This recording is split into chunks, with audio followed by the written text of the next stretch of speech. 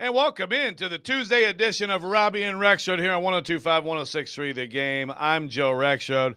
Happy to have our friend Paul Kaharski in today for Robbie Stanley, Robbie and the family. It's a Disney week for them. Ian Safar in the house. Paul Kaharski. It's been a while, man. Well, how are you? I appreciate being invited back in the building. Yeah, I cut it close. Did you I'm out of practice. Did you de-offend anyone to get back in here? Like how did this happen? I'm laying low, dude.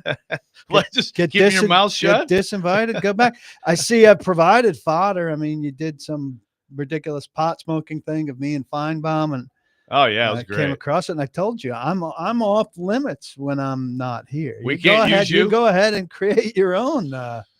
Create your own stuff. I'm sorry, man. I just every once in a while I've got to say, Archie. I just got to do it, you know. I heard something like that somewhere, and I thought of you and your pathetic imitation.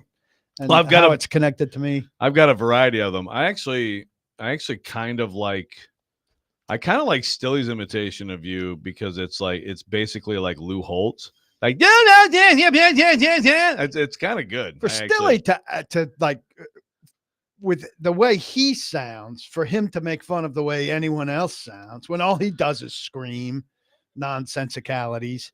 It's quite amusing. Is that your computer or my computer? Okay, making noise. Well, yeah, but I mean, when I listen to my voice, I think I sound like an absolute moron.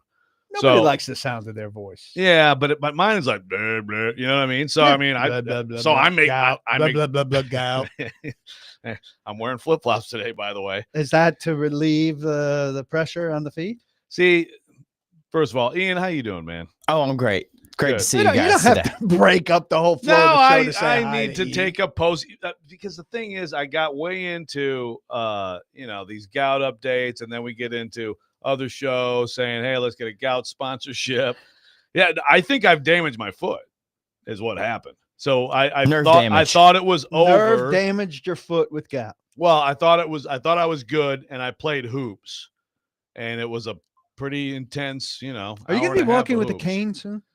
I don't know. I mean, I'm walking okay, but that's like seriously sad and seriously fun. That borders on a dog in a cone, which is simultaneously funny and sad. There's nothing more simultaneously sad and funny than a dog in a cone. But you with the cane would be right there. Yeah, I don't think I'll have to have a cane, but if you had a cane, I would bring you a top hat to go with the cane. Yeah. And then I would tell Robby to bring you a monocle to go with the top hat and the cane. And the planter's tuxedo. man. Yeah, tuxedo and eat some peanuts. Or like a Monopoly. Monopoly. There you go. Yeah.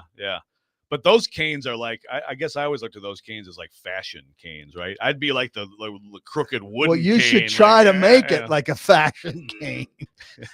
You don't have to explain that you're 55, 54 years old. Oh, I'm not. I'm much younger than that. With Thank the you. cane. I'm not your age.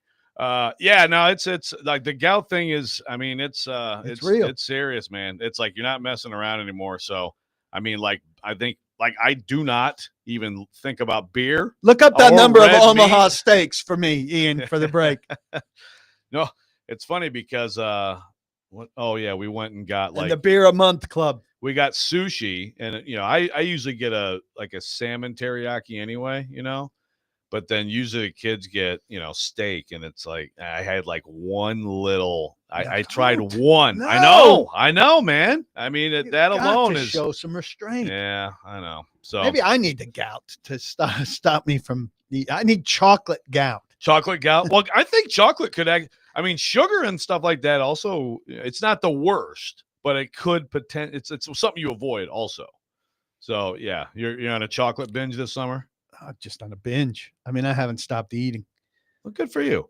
I mean, I was on vacation, so I mean, I guess I get the excuse. Yeah, you should do that on vacation. And we had summer baseball, summer ball going on for the summer baseball. We're in Indianapolis, which it's like a bomb went off there. Every road is under construction, but there's no work going on. So like over by the JW Marriott, 3 lanes closed off, pulling in, but nothing going on. So like 4 lanes merge into 1 lane for no reason. There are traffic cones and barrels everywhere. My wife thought it was a terrible city just on that alone, and she wasn't wrong. And then to go to these fields, which are spread out all over the place, I had to do like literally like 12 different exits. The Apple Maps was like burning out. My phone was going to burn out. And then it was just a poorly run tournament. There was a little bit of weather on the last day. Simon's team had to win Nashville Select on Saturday in order to be one of the best 8 teams of 23 teams to get into bracket play. They slipped up a little early against a bad team. They're losing 4-3, top of the 6th. Men on 2nd and 3rd, no outs. And the umpire calls weather delay. And then the weather, and there was no real discernible change in the weather at that point. And then, so that's a 15-minute delay. And then during the 15-minute delay, they decided 30-minute delay, game. Oh, man. So they lose when they're on the verge of taking. I mean, if you had let one more batter go, they were going to tie or take the lead. Tying or taking the lead would have changed the whole tournament. They would have gotten Sunday. So it's just crap. So we come home with that bitter feeling. Come home for a day, go to Jersey, visit my mom and my brother, which is great. Get to the beach, which is fantastic. You in the situation, hanging out on the Jersey Shore. 2 summer things I want is to swim in the ocean and a major league ball game. So get in the Atlantic. So my brother's pool is 85 degrees. The Atlantic was 75 degrees. My kid somehow is allergic to the cold, something we've never heard of before. But we thought it would be like, if he plunged into a cold lake in Oregon or something, it would be a problem. He shouldn't do that. Yeah, I've never heard of this. He's in 75-degree water. He loves it like I do, like craves it like I do. Breaks out in hives all over his body. From 75-degree water. Yeah. His mom finds him some Benadryl, and he toughs it out and goes in 2 more times anyway because he's not missing his beach day. Yeah. But, itching like crazy. It's like a full breakout, like he ate, like a kid with peanut allergies ate peanuts or something. It's totally bizarre. 3rd time in, he's just keeping his arms up. Like, discovered a way to, like, all right, I'm going to avoid it on my arms. I'm going to have an arm day today. Arm-free ocean day. Yeah. So what's the temperature line? He might grow out like of if it. it's He might grow out of it, they say, which is the hopes. But he's had this just in cold weather with short sleeves without any water involved. And then Saturday night, 2nd row seats behind the Angels dugout at Citizen Bank Ballpark. Saw Mike Trout up close. Saw Kyle Schwarber hit a grand slam to take the lead for the Phillies. Great night. It's a great park. And my kid is more into the Phillies than he's ever been, jumping up and down with his mom, hugging, and high-fiving strangers. So that's her team. Yeah. Okay. And her big Don't be a family, Yankees who's fan. all Good. based there, all into it. I had no chance, really, in the numbers game. Yeah. So he roots for the Yankees, but he's a Phillies guy. Yeah. Okay. So all in all, good summer though. Yeah.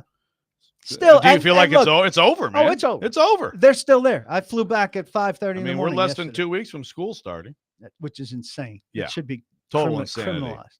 Yeah. But and camp is nothing like camp was. I mean, you look at a camp schedule, and it's nothing to it.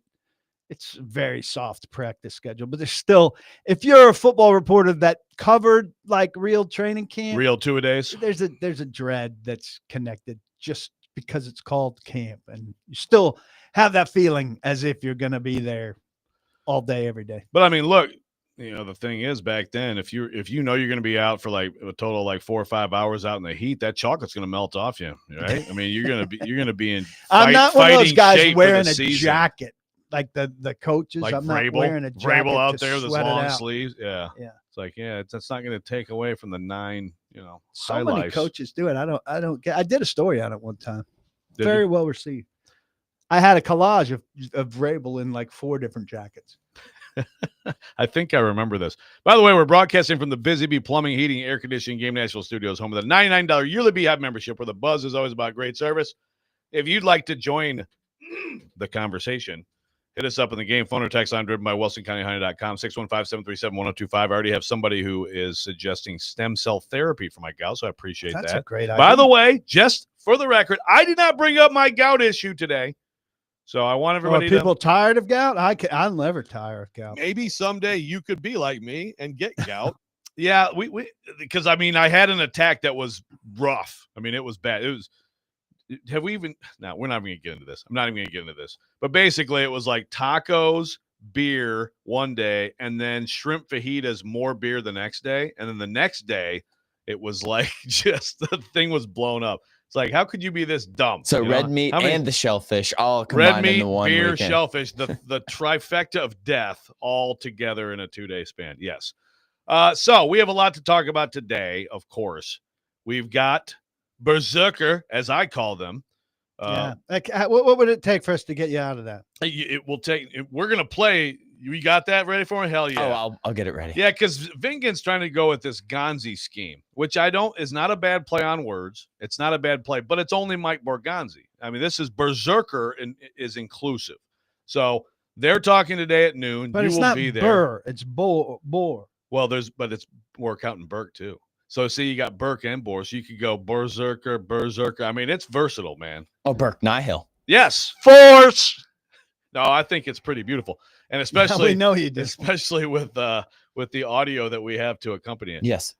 We are going to, of course, talk about Will Levis. Of course, this story broke 1 second after we went off the air. I was going to tell you that. Of course, I was texting you about my availability for this morning, and I was going to say, by the you're way, about to be really pissed off.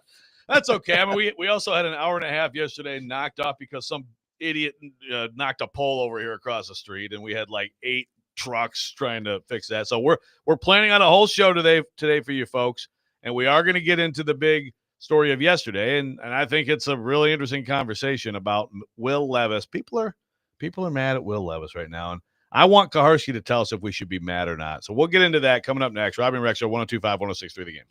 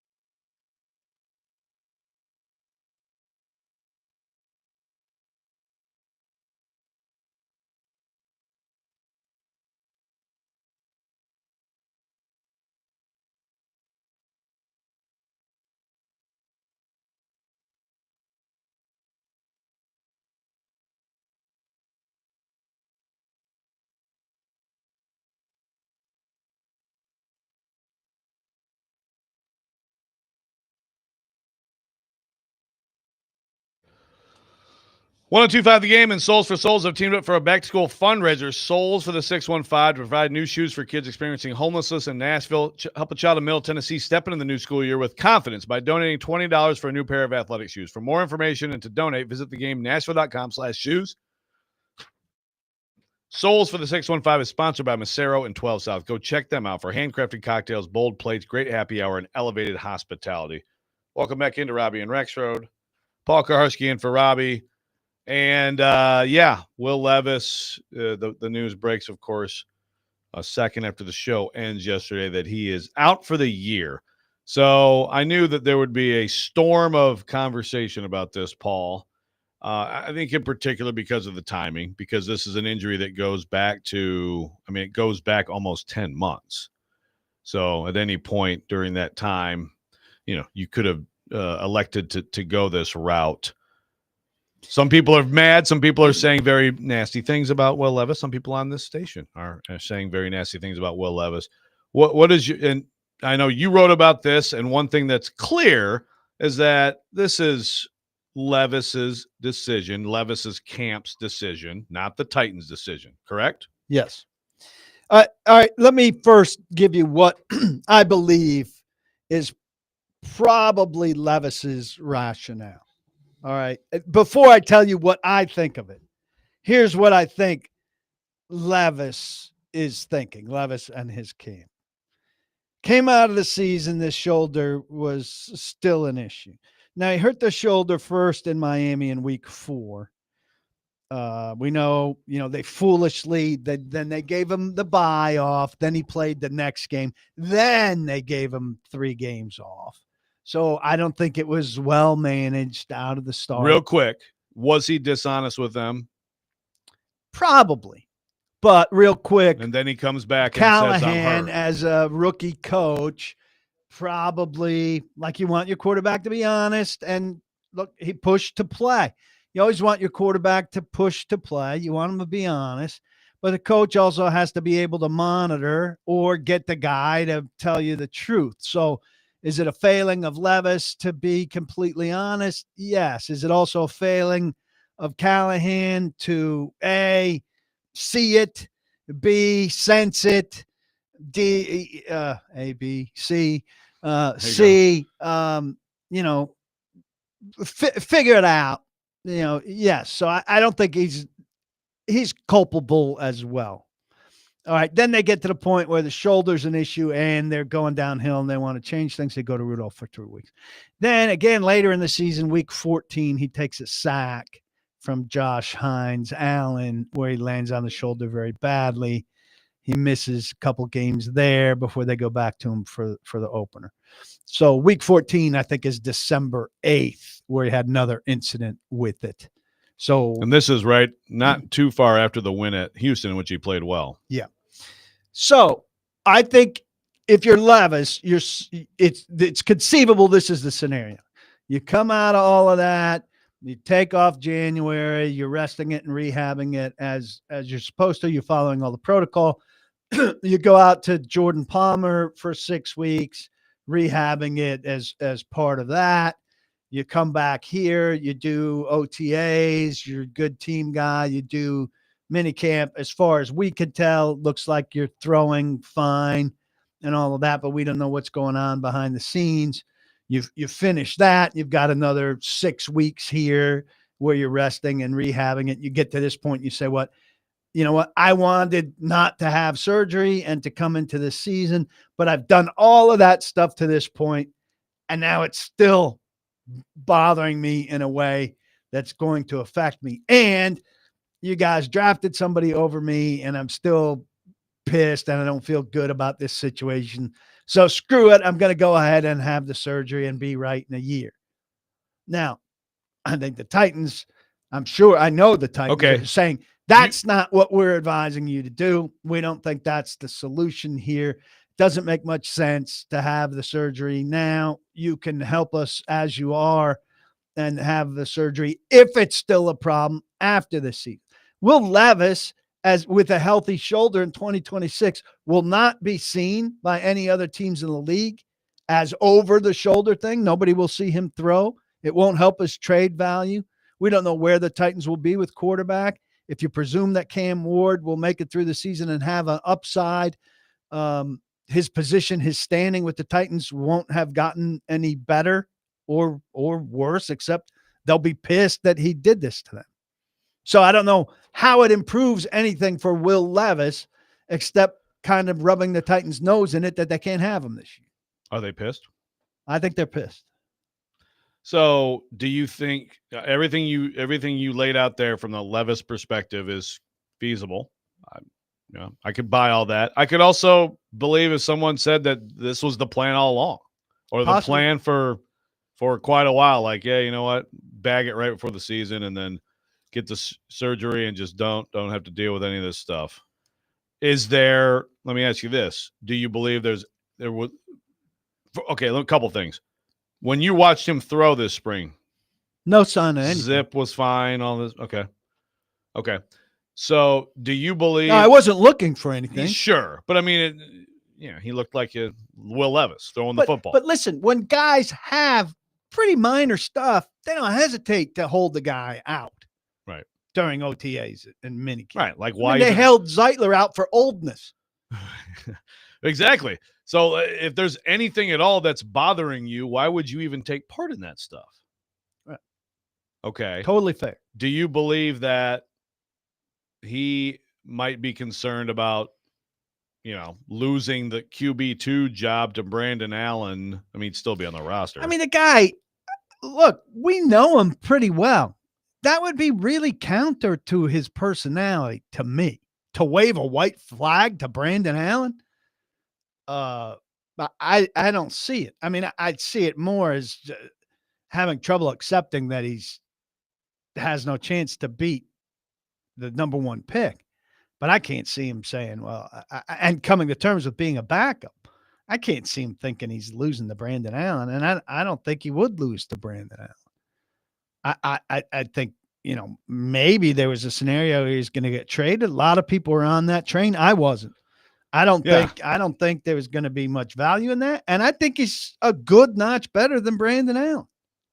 Yeah, I mean, I still was holding out a belief that he might go out there in the preseason, have a couple good games. Again, some of it would have to be like, and then someone else lost their QB, a backup, or whatever. And it's like, okay, I think it runs counter to the competitive feel that Will Levis has given off in his time here, as we all know him. Yeah, which suggests to me CAA guided him this direction. Handsy agents set a strategy for a guy, and he said, yeah, okay. But I don't think Will Levis went to them and said, hey, you know what we should do? Or, here's a way that I could screw the Titans, or, So, okay. It doesn't feel like Will Levis to me. I hear you. So why is this a good strategy from the CAA perspective? I don't know that it is. I mean, it would be a good strategy from the CAA perspective if he's a free agent next year. Chance Warmack did this. He had a bad toe, and he said, all right, I'm done because I'm a free agent next year, so I'm going to get this fixed. Instead of gutting it out for you, I'm going to get it fixed and get myself on the market next year as a healthy guy. That makes sense. And remind me what the market was for him. I don't even remember where he went, but he had a fresh start scenario instead of hitting the market hurt. I mean, if you're Will Levis right now, first of all, everything that we just talked about, other teams are, obviously people know agents, people can talk to each other. You can probably figure it out, but there's still a little bit of, you've now opened a little bit of a doubt about, like you just said, this is contrary to what we know about Will Levis, right? And his competitiveness. Also, you are now declaring that you have a shoulder that was bad enough that it requires surgery, so you're damaged goods physically. So how does this help anybody? One sort of win for them. They can say that last year's failures were shoulder related. I mean, everybody who watches this flip against Chicago is, oh man, that shoulder really. That was pre-injury. Yeah, that's right. That was pre-injury. So he made some stupid decisions, but then he hurt his shoulder, and the protection was really poor. And Will Levis was bad after week 4 because his shoulder was messed up, and then he got hit again, and his shoulder was so messed up that he couldn't solve it with rest and rehab all the way till July 29th when he had to have surgery that cost him a season. But again, sacrificing a season. I mean, if you're watching film of Will Levis and you're considering acquiring Will Levis, is anybody watching film last year and say, his problem is that he doesn't have any zip on the football? I'd say it's probably his decision making, and certainly you can also say his problem is that like his tackles can't block for him. But Right. I just is that I don't think you're looking at it that's and a saying thing. he can't throw. Yeah, I don't think that's the thing. All right, when we come back, we're going to continue on this and also get into should the Titans go get another quarterback. Robby and Rexrode 102.5, 106.3 the game.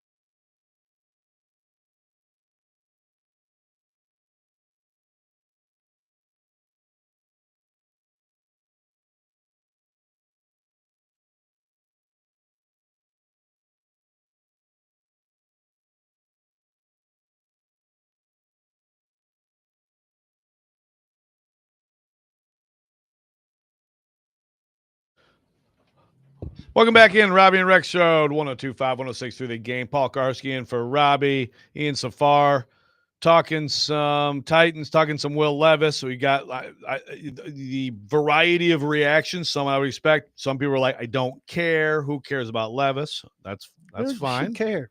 I understand. I got a texture here saying, do you think Levis felt tricked by the Titans, where he thought if he continued to rehab his shoulder, the Titans would trade him to another team to give him a chance, and when he found out he wasn't getting traded no matter what, that he was upset and then decided to go ahead and get the surgery? Somebody has to want you. How is he tricked? Yeah, tricked Why is do you probably come up with these conspiracies. Well, tricked is probably the wrong word there, but I do. They never promised him they were trading. Never. Maybe wronged because they didn't move him, right? They never promised him they were trading. Even if you're not promising him, there's probably. I mean, again, I made the presumption, you didn't, to your credit, but I'm like, to me, again, as we talked about, I wouldn't, if I was these guys, I wouldn't want the just a year ago, he's our franchise guy, to be around still when it's like, here's our franchise guy. We just drafted with the number 1 pick. I wouldn't want to do that. And I do, by the way, what you said about Levis, I think it's worth repeating. I mean, I think he came in, has been a pro about it, did the stuff. You know, it wasn't like showed himself to be human, said it sucked, his adjustment. Yeah, I mean, but then you do this, and you know, for whatever it matters, for whatever it's worth, I think you lose a lot of goodwill. I find it to be out of character.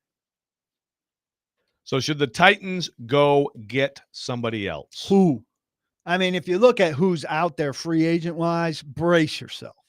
Carson Wentz, CJ Beathard, okay, Teddy Bridgewater, who's otherwise occupied, Jeff Driscoll, Tyler Huntley, Ian Book, Jaron Hall, Carter Bradley, who I don't even know who that is. Ian Book. Forgot about him. Fighting Irish legend. None of those guys are better than what they have right now. And by what they have right now, I'm not talking about Tim Boyle. Tim Boyle's not going to be on this team. Tim Boyle's terrible. They know Tim Boyle is around. He's filling a spot in practice. Yeah. Okay. So it's just going to, I mean, look, personally, I wouldn't do it. And you laid out one reason, which is, well, you have to deal if you're getting somebody. Everybody's going to say Jake Browning.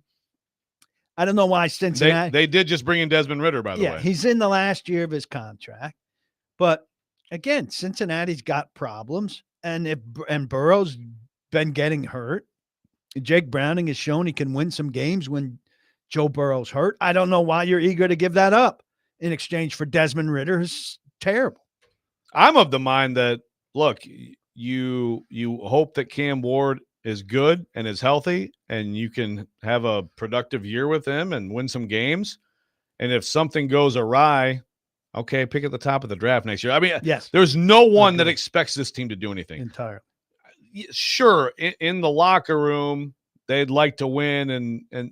But like if you're a guy in the locker room right now, and you can just do what you just did and Google the available quarterback. I mean, you understand there's no great answer. So Brandon Allen is QB too, and Levis wasn't a great answer. I mean, Levis was a hopeful answer, like maybe this guy's improved some stuff and learned and still has upside, but it wasn't like an automatic that he was going to come in and be good. I just think it was automatic that he was going to come in and be better than Brandon Allen. Yeah. Well, and we had that back and forth too, which is Brandon Allen a robotic safe game manager? Because Levis obviously isn't. So then it's like what you're looking for. But Chris says, who are you guys going to blame this year for a crappy team without Levis? I mean, do you really think that everything was blamed on Levis? He got a fair amount of blame, and I think he got rightfully removed from the job. You think Levis was a scapegoat last year? Yeah, I mean, they could line up scapegoats last year. Rand Carthon, got fired. Rand Carthon, Brian Callahan, the offensive line, the defense. Nicholas Petit-Frere. Sure. You heard that name? Sure. Yeah, I don't think Levis was solely scapegoat. The quarterback always gets more, too much credit, too much blame. But this guy sounds like he's a defender of Levis. Like there are quite a few. There's a really pocket of people that think that Levis is somehow unjustly faulted for terrible decision making. Yeah, no, I mean, somebody else's fault that Levis, his throwaways landed in somebody else's arms for pick sixes, or that he felt obligated as he was going down to try to pitch balls to running backs. So I think this, for our purposes, are you going to all the preseason games? You going to travel to the 2 games away? Yes, as of now, that is my plan. I'm not going to go straight from Tampa to Atlanta because they have kind of 2 days off there, and I could save myself a couple nights. So I'm coming back from Tampa, but then I'll drive down to the Atlanta practice and I think stay for the game. Some of the, probably highest interest once you get out of the starters is probably like Levis playing a half a game, and that's out now. I will say, and I understand that this is not there's not a huge chance of this. There wouldn't have been a huge chance, but Levis in the preseason looks awesome. Cam struggling like a rookie. Cam loses 3 straight games and stinks. This is where, and in the locker room, I mean, it is feasible that guys are like, I'm so sick of this losing crap. I mean, right now, 8's better. I mean, yeah, Cam's the future, but 8's better right now. What the hell are we doing? That's off the table now, which I think is, if you want to find a positive, I think there is one right there. Again, I don't think that, a lot of things have to happen for that scenario to come around. But, yeah. But see, that conversation is still going to exist. People are going to say, wow, Cam's not ready. I sure wish Levis was here. Right, but now they can just be mad at Levis. Right. They can just be mad at Levis and not like, hey, Callahan, what the hell are you doing? This kid is struggling. Give him a break. Look at what happened in Carolina. They gave Bryce Young a break, and Anthony Richardson sat down. Whatever. During the season break, when the kid's beat up and needs it, you can do that once. Like they did it with Levis. All right, he's banged up and he's a little deer in the headlights right now.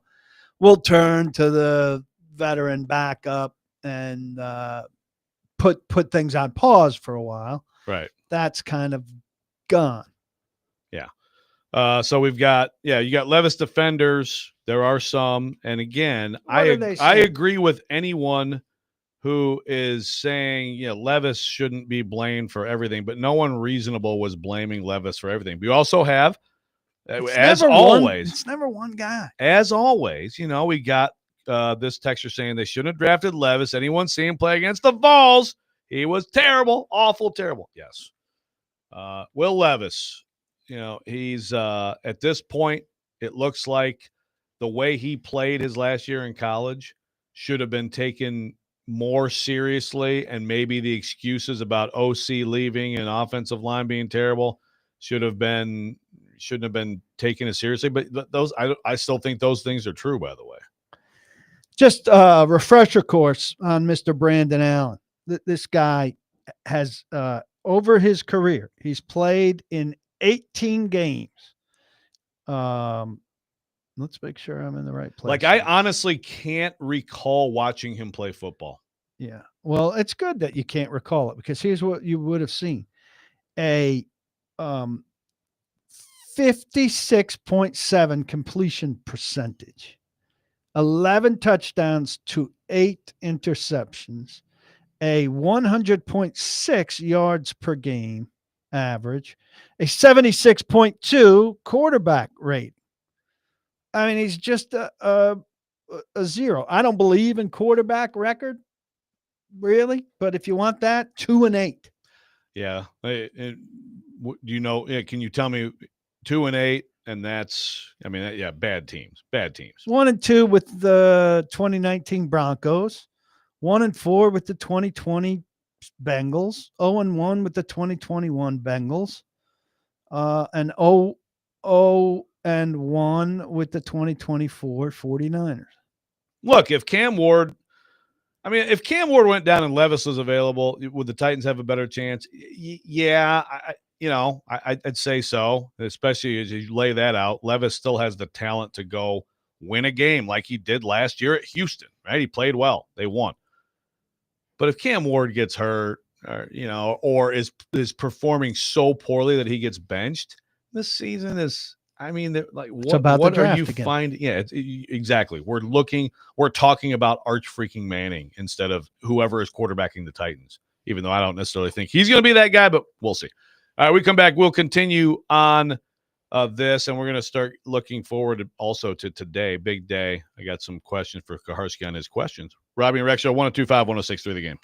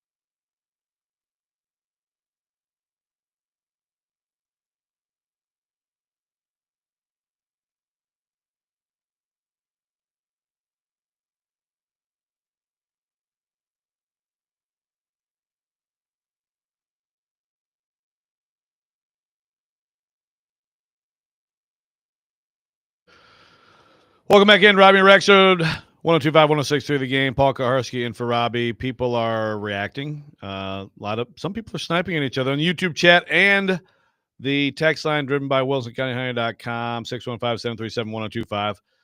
This is not me bringing it up, Paul. This is LD from McMinnville bringing it up. Just want to make it clear.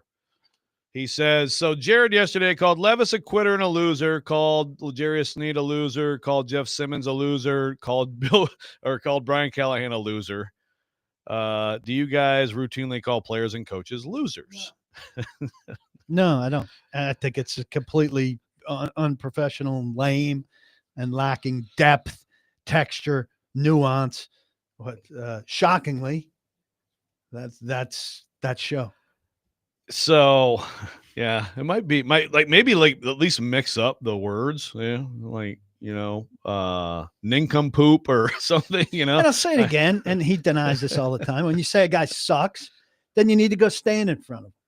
But he comes out, goes to a press conference, and very rarely in the locker room finds it unnecessary. Yeah, it's convenient to find it unnecessary because the guy wants to yell at you or kick your ass. He makes it like he's in front of those guys. He lacks stone. It would take some heat off you too if Stilly was in there once in a while. You know what I mean? Guys get pissed at you sometimes. So now he thinks look, Stilly's over there. He thinks they all know who he is, and I have a newsflash for him. None of them know who he is. They might know his voice and they might know his name, but if you ask him, can you match the name with the face? Fortunately for them, they don't know the face. I'm gonna guess that you're wrong on Simmons. I just feel like Jeff Simmons probably knows exactly who he is. Yeah. And one guy. Yeah. There's 90 guys in there right now. So again, I didn't bring it up. LD from McMinnville asked it. No, I think that's lame and simplistic and dumb. But he did have his expectations, which I know Ian. It's name calling. Yes, it is name calling. I like to grow out of that. I like to name call. Sometimes you're a D-bag, but yes. I still love you. Here, face to face. Right, sure. Yeah. Amongst friends. Yes. I outweigh. But he acts like he's friends because he calls everybody by their first name. Jeffrey is loser. Oh, really? Is that what he does? He does a lot of first naming. Well, what is he supposed? So he should say Simmons. He just calls him by the first name. I've missed this. He calls everybody. Does he call him by like nicknames? Yeah, it makes it sound like they're pals. Like the one guy he should call by first name is Peter Laviolette, his friend whose autograph he went. It always circles back to that. But Ian, so he did his expectation show, which I think he came up with 4 wins. What? And I know last year you were the most pessimistic Titans record predictor of all. So what did you come up with? So they do. I like this. It's will win, yes, will it's a very lose, scientific should win, formula. should lose, and then you count those as wins and losses, and then toss-up games you split, and then that's your expected record. I don't love the game. I don't love predicting. Okay, well, I'm asking for Ian's prediction. What's your prediction? I mean, Ian? the predictions are, it's hard, and you go back and you look at the list from last year, and some of the ones are completely flip-flopped, right, and they end up winning a game they shouldn't have won. Yeah. And that's always bound to happen. But, it's scientific formula. You can't mess with math. So I picked 5. You went to 5? Yeah. Wait, didn't last year you go with 4? Okay. What'd you do in the division? Interesting. I put the Colts, Jacksonville, all 4 of those games as toss-ups. And then would lose and should lose for Houston.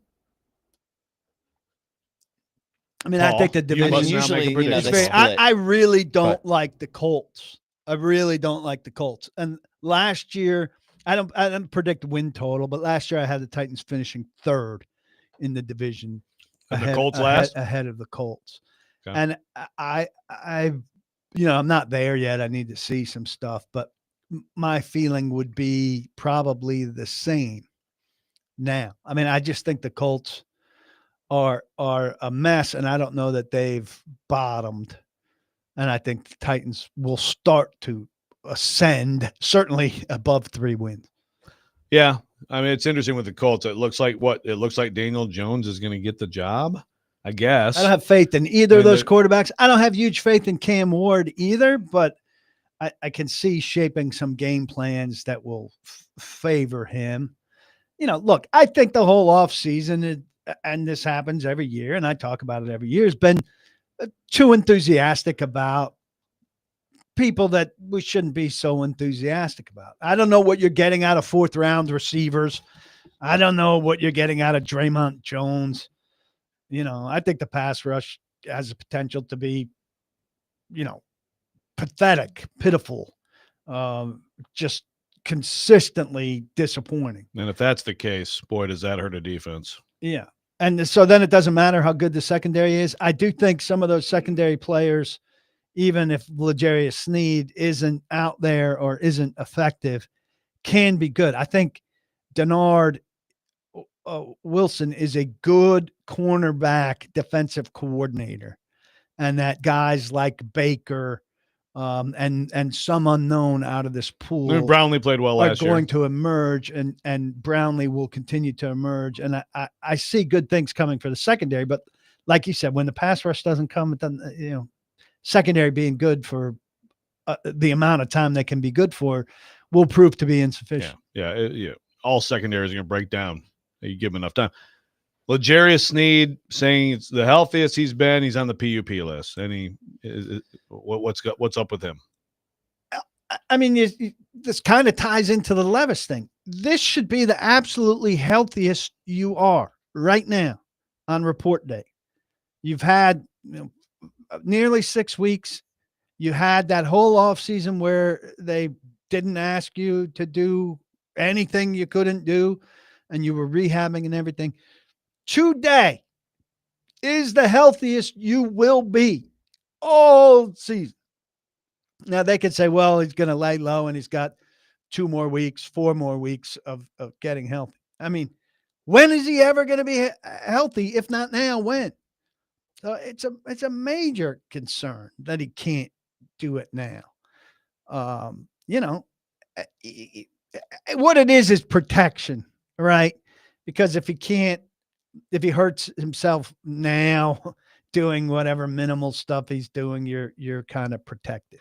And just to be clear, this obviously is the knee. We're off the quad now, right? I don't know. I mean, how could the quad still be a thing? I don't know. This is a miracle quad injury. A miracle. A miracle cursed on the quad. yeah, right. The miracle on the it's terrible. Miracle terrible. Yeah. We'll get some clarification on that in the next 2 days. Also, listen, I mean, I'm working on stuff about his case. Guys on PUP don't talk. Yeah, that's true. I think you've said this before, but just to make sure we have it on the record, if there's a suspension and they can get the hell away from him, is that snap your fingers and that's what you're doing? I don't think that there will be a suspension before there's action in the criminal case. And I don't get the sense that action in the criminal case is coming anytime soon. But I mean, I call pretty much once a week to check if it's on the grand jury docket. I'm sure you don't annoy them at all. I'm sure they love the sound of your voice. I actually got a different person yesterday. Oh. And I don't know that hey, you answer it. I don't know that the Maine woman has come to recognize me. She just knows that she gets a weekly call about this case. But it's a very simple phone call. Hi, I'm calling with a warrant number to see if there's a grand jury date set. What's the number? Give her the number. Nice and polite. All I can tell you is that nothing, the case has not moved forward. So they're in a position of, I mean, they're in a position of, obviously, if they want to be competitive this year, it's hard for me to see that defense. Like you said, if the pass rush is terrible, then I don't care if it's, you can put Dion out there in his prime and like people are going to be open. But L'Jarius Sneed is a big part of the puzzle, right? I mean, coming together, you have to have, because I think the corner play, we did a positional thing last, ranking the positions. I had corner and I had defensive tackle at the top, and those are still questionable to a point, right? I mean, I think Sweat and Simmons will be good. Will they be really good? Don't know.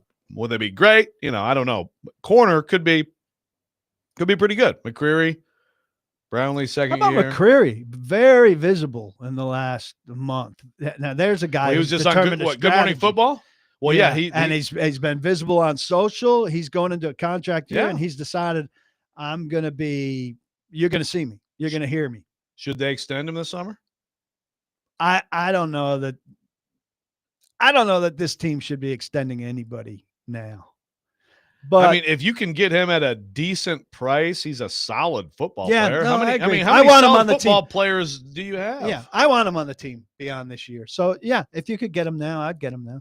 Okay, so that'd be a good question for Borgonzi and Brinker. Interesting situation. I don't remember the Titans doing this. I don't think too many teams do this, where report day is your front office talking. Coach talks tomorrow on first practice day. I think that's right. That's kind of unique, but they are going to talk today. Kaharski is going to ask some questions today. That's one for them on his extension, and there's a lot more that I'm really interested in from those two guys. We will get into that next. Robby and Rexrode 102.5, 106.3 The Game.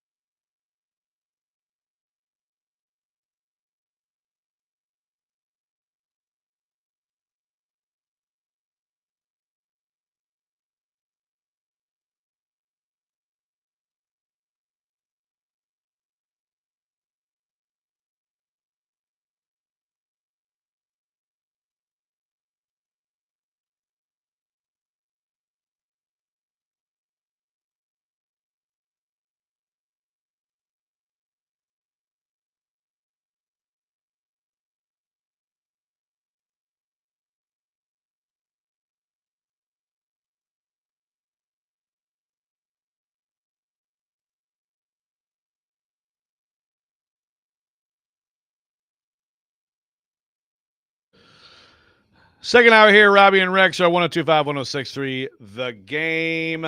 We are here in the Busy Bee Plumbing, Heating, and Air Conditioning Game Nashville Studios, home of the $99 yearly Beehive membership, where the buzz is always about great service. Paul Kaharski in for Robby, Ian Safar running the show. Agreeable Ian, as you like to call him. Agreeable Ian, or agreeable Ian. Agreeable Ian. You don't have to force a shortening of everything. Yeah, you don't have to force. Sometimes it works. Agreeing. Yeah, it's probably too short. All right. So we're talking Titans today. Berserker. Do you have something for me, Ian? Yeah, I got a little berserker. Give me a little bit of that. Yeah, get me excited for the day. You have to give me 1 second. Okay, that's fine. This is a battle between shows because Adam Vingan wants the front office of the Titans to be called the Gonzi scheme, which is not bad, but it's Berserker. And this is why it's Berserker. I'm setting Ian why? up. It should be the Borgonzi scheme. Well, no, but Ponzi scheme. You don't get that? So you just say Gonzi scheme. You're gonna I mean, are you so lucky? For you is like a truck berserker. Thank you. Just the Berserker. It would be enough, I think. It's fantastic. Yeah, Berserker's great. So that's what we're calling him. And it is Brinker and Borgonzi today talking, which is interesting. So, first of all, let's just get to that with you, Paul. Why are they doing it this way? They haven't talked in a while. I think they're maybe striving to make those guys more available, more public. They've pledged to do that. New PR director is in line and is their guy, so to speak. Remind me of that. Whose guy? Well, they hired him, Brinker and Borgonzi. Is everything that they do is going to be them? It's they. Well, I don't know. I mean, it seems like they is those two plus Ziegler and McKenzie and the other guy they hired from Cleveland now. It's a big happy family. It's like the Kinda. Partridge family over here. Yeah. Okay, so they're trying to be a little bit more available, a little bit more. I don't know. That's Rand my was not perception. good. Rand was definitely not good about being responsive to people and also just about talking enough. I think at certain points you need to talk. Okay, that's good. Still interesting to me that it's like, I mean, I don't mind. I think it's probably a good thing. I think there's a lot of personnel questions. So first of all, let's kind of follow up on what we were just talking about. McCreary as an extension, as you brought up during the break. Chig would be another guy that you would look at potentially. I don't think I'd extend him, but that's a guy. I think they're down on him.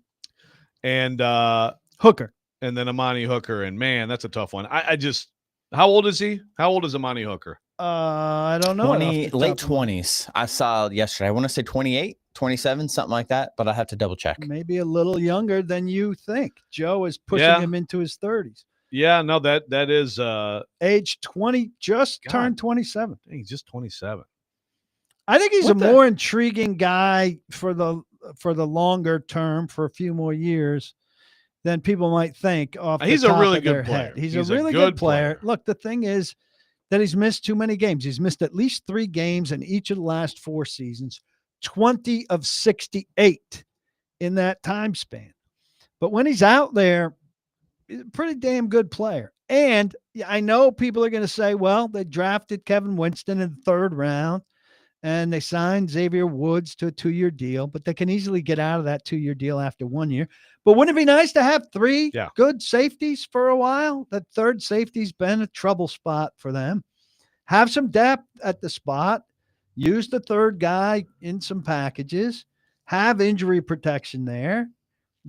It'd be great for the Titans to be deep at a spot. Yeah, I agree. I guess I just would think maybe a 4th round pick as the 3rd safety, might make sense. But again, then you get into, okay, well, you want to list out all the needs here for this team? Right.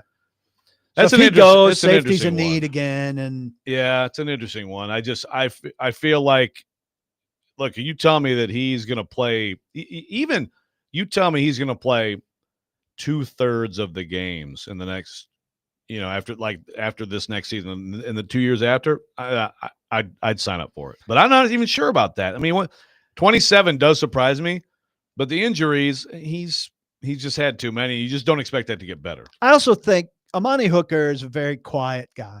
He's not a super quotable guy by any means. But if you consider who's been on this team the last several years, we talk about lacking leadership and all of that.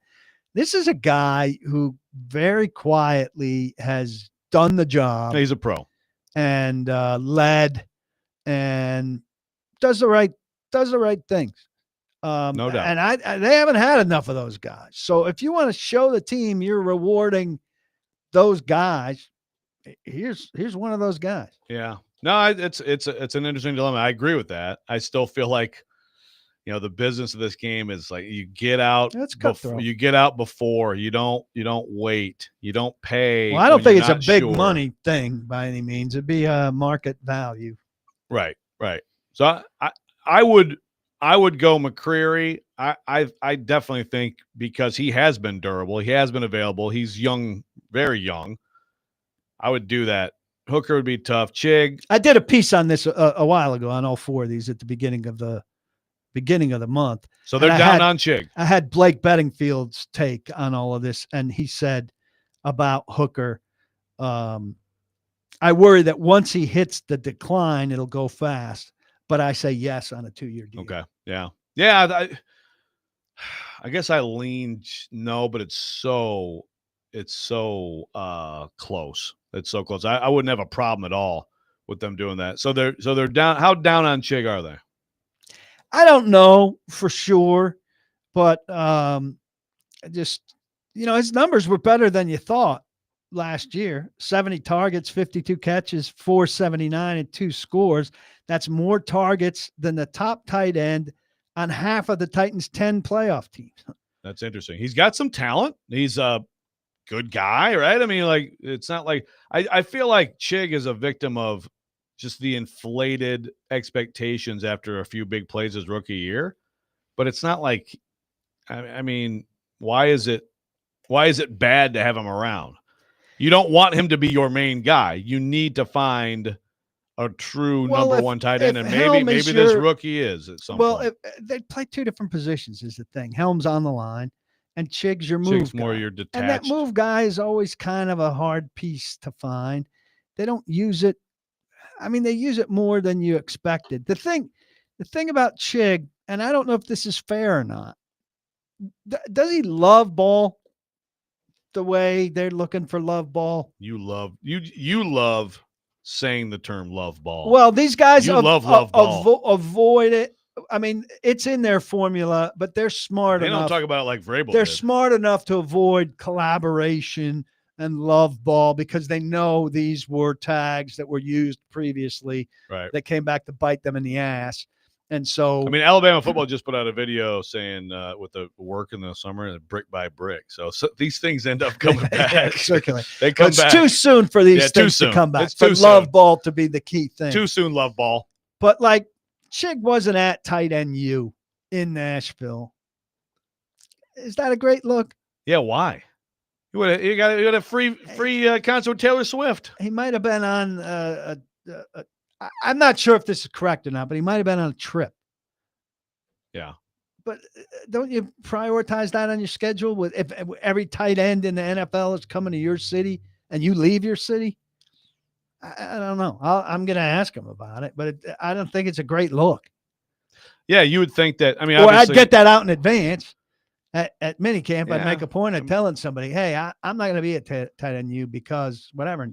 Yeah, if you have a family trip or something like that, and he has family, in Africa, right, that he still is in touch with. So there, I think but it's not a good look on its face. Okay, I hear you. Okay, what are your burning questions? I don't want to give away your amazing performance. Oh, why should people believe in this team? Like, are you that excited about this receiving core with 4th round picks? What do you realistically expect out of 2 4th round picks? Are they going to transform your receiving core into something that this team hasn't had since AJ Brown? I mean, off-season hype season comes to an end now, and real some degree of real football begins here, though there'll be another boost in hype before we see them play. But how much of that are you buying into?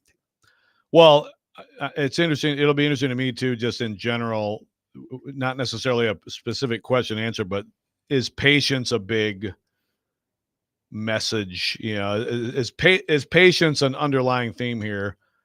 I think we can all agree that there were some inflated expectations presented from the building last year, right? And I think Rand was the primary culprit in that. I mean, we could play that disastrous interview he had on Sirius XM at about this time a year ago. Every box is checked on offense. I mean, my God. It's checked. It was delusional. It's checked with something. Yeah, but and you also had like Callahan talking about Levis, right? And I've never believed that he was doing that just to pump his tires. I think he thought Levis had a lot of talent, and there was a lot there. Levis does have talent, but obviously we know how that turned out. So is that something they're trying to do this year? I mean, look, the reality is no matter what they say, outside expectations are going to be low, right? Outside expectations are incredibly low. I think probably too low, just because I think there's some regression to the mean that's bound to happen for all of these teams that were at the top of the draft. Texter says the guy who took 20 vacations didn't love ball. You don't say. This is a problem is whenever if your off-season activities are like noteworthy in any way, right? Yeah. Again, it's like I covered a coach a long time ago who he climbed Mount Kilimanjaro in the offseason. Okay, well, the other guy down the road golfed. Who gives a crap? But because we know that you did Mount Kilimanjaro, you don't care about ball. You're not serious about your job. Sorry. No, that got me a little triggered. Totally agree with you. The off season is built for guys to get away to a degree. So if they do anything that's worth talking about, now they're not serious. Yeah, I don't have the a other problem. Guys who sat around watching Netflix, I don't have a problem with Chig taking trips. More power to him. More power to him. And Chig is fit. I saw him. You didn't look at him and think anything about him not being ready to go or all of that. I do wonder about him missing tight end U, because tight ends make a big deal about that. And it's talked about throughout the season and all year. There's built up anticipation for it. So you got to be at special level tight end to not go feed off of that. That makes sense. And then, look, there was a wide receiver one that Chad Ochocinco had. And I was on vacation during that, but I looked at a clip of it. I saw Restrepo there, at least. He's on the team. I mean, I really feel good about it. You take every inch you can get, right? Yes. All right, we come back. I got a couple tight ends, one here, one not here. I need to ask PK about. Robby and Rexrode, 102.5, 106.3 The Game.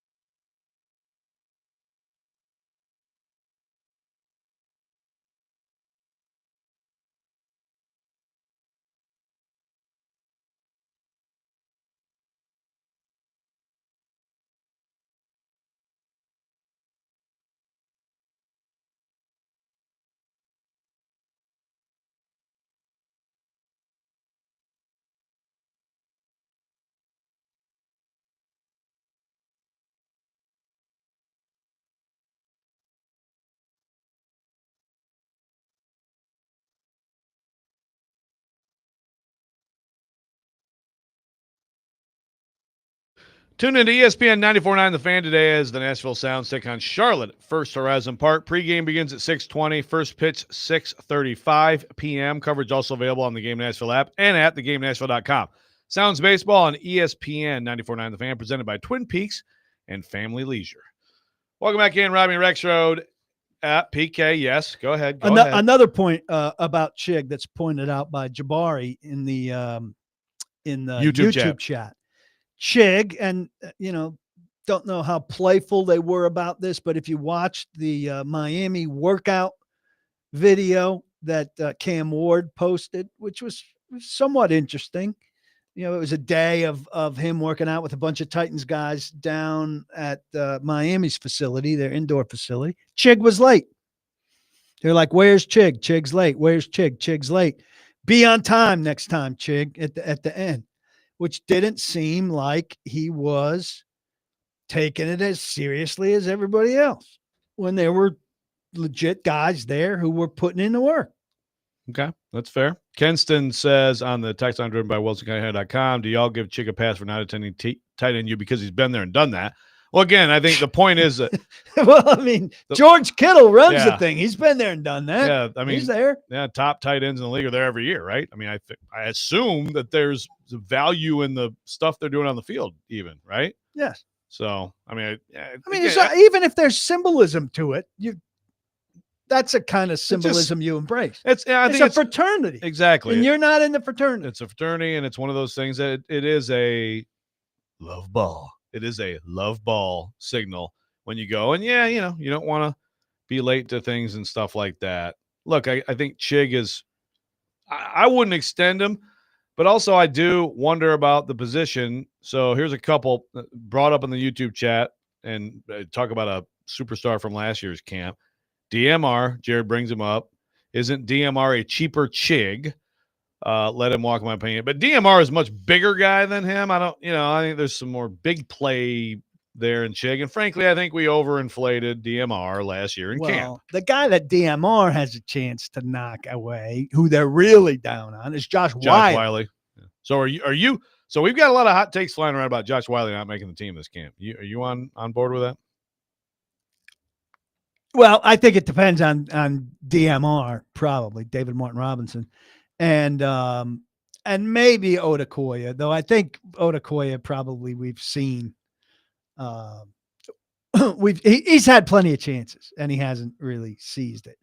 Martin Robinson. I mean, he's gotten better. He came in very raw, right? Yes. And obviously the international player got an exemption for him. So that's how badly the league wants these guys to have every opportunity to make it. The guy made the roster, and still on the roster they can have 91 right now. They may be at 91 right now because he's an exemption. So he's got a lifelong exemption. Is it? I don't know. Is there a limit to the exemptions? I was wondering this the other day, and then I forgot about it. I mean, there was one stupid wrinkle there that to elevate him from the practice squad with the exemption was going to take some time. But now they've gotten beyond that, and he's an exemption. So I think he's an exemption on the 90 right now.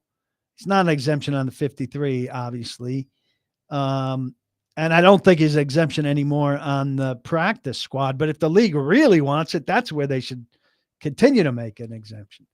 But then he could have an entire career like Mason Kinsey's had on the practice. There you go. Get himself a pension. Sure.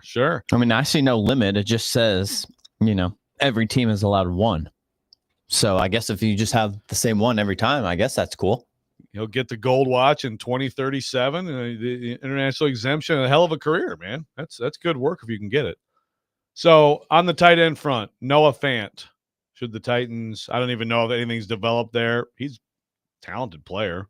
Not what he was supposed to be, because every Iowa tight end that goes high in the draft is supposed to become George Kittle or Sam Laporta. But he just turned 33 a couple days ago. God, is he really that old? Yeah. Okay, he is 6 years older than Amani Hooker. I never in a million years would have guessed that. I'm not interested in old guys. Okay. So you're just an Pretty ageist, much. Is what you're telling me. Yeah. No, 33 that does surprise me. Still productive, they could use help in a lot of places, but you're out on Fant. God, 33. No, I'm the wrong fan. Sorry. Oh my God. Sorry. That's Okay. awful. Holy That's George Fant. You oh. want George Fant statistics? Yeah, let's put George Fant at tight end. Noah Fant's like 27, right? He'll be 20. God, you're freaking me out here, Kaharski. Yeah. Okay, I was starting to catch on when he had 0 targets. Wow, holy crap, 0 targets. Boy, I said Fant was a lot less productive than I expected. Boy, he's built for inline. That though. is a with that body. He's much more of a blocker than I thought. Totally my bad. Mea culpa. Nice job, Mr. Magoo. Okay, so you do want him. You want him on your team. You love him. Noah Fant, go get him. Yeah, I would not mind him given his numbers here, though I don't expect that they will pursue, and I think he'll probably find a better place.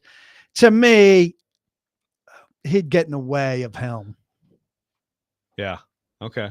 I mean, what's wrong with having depth and talent? And a roster that is so bereft of both.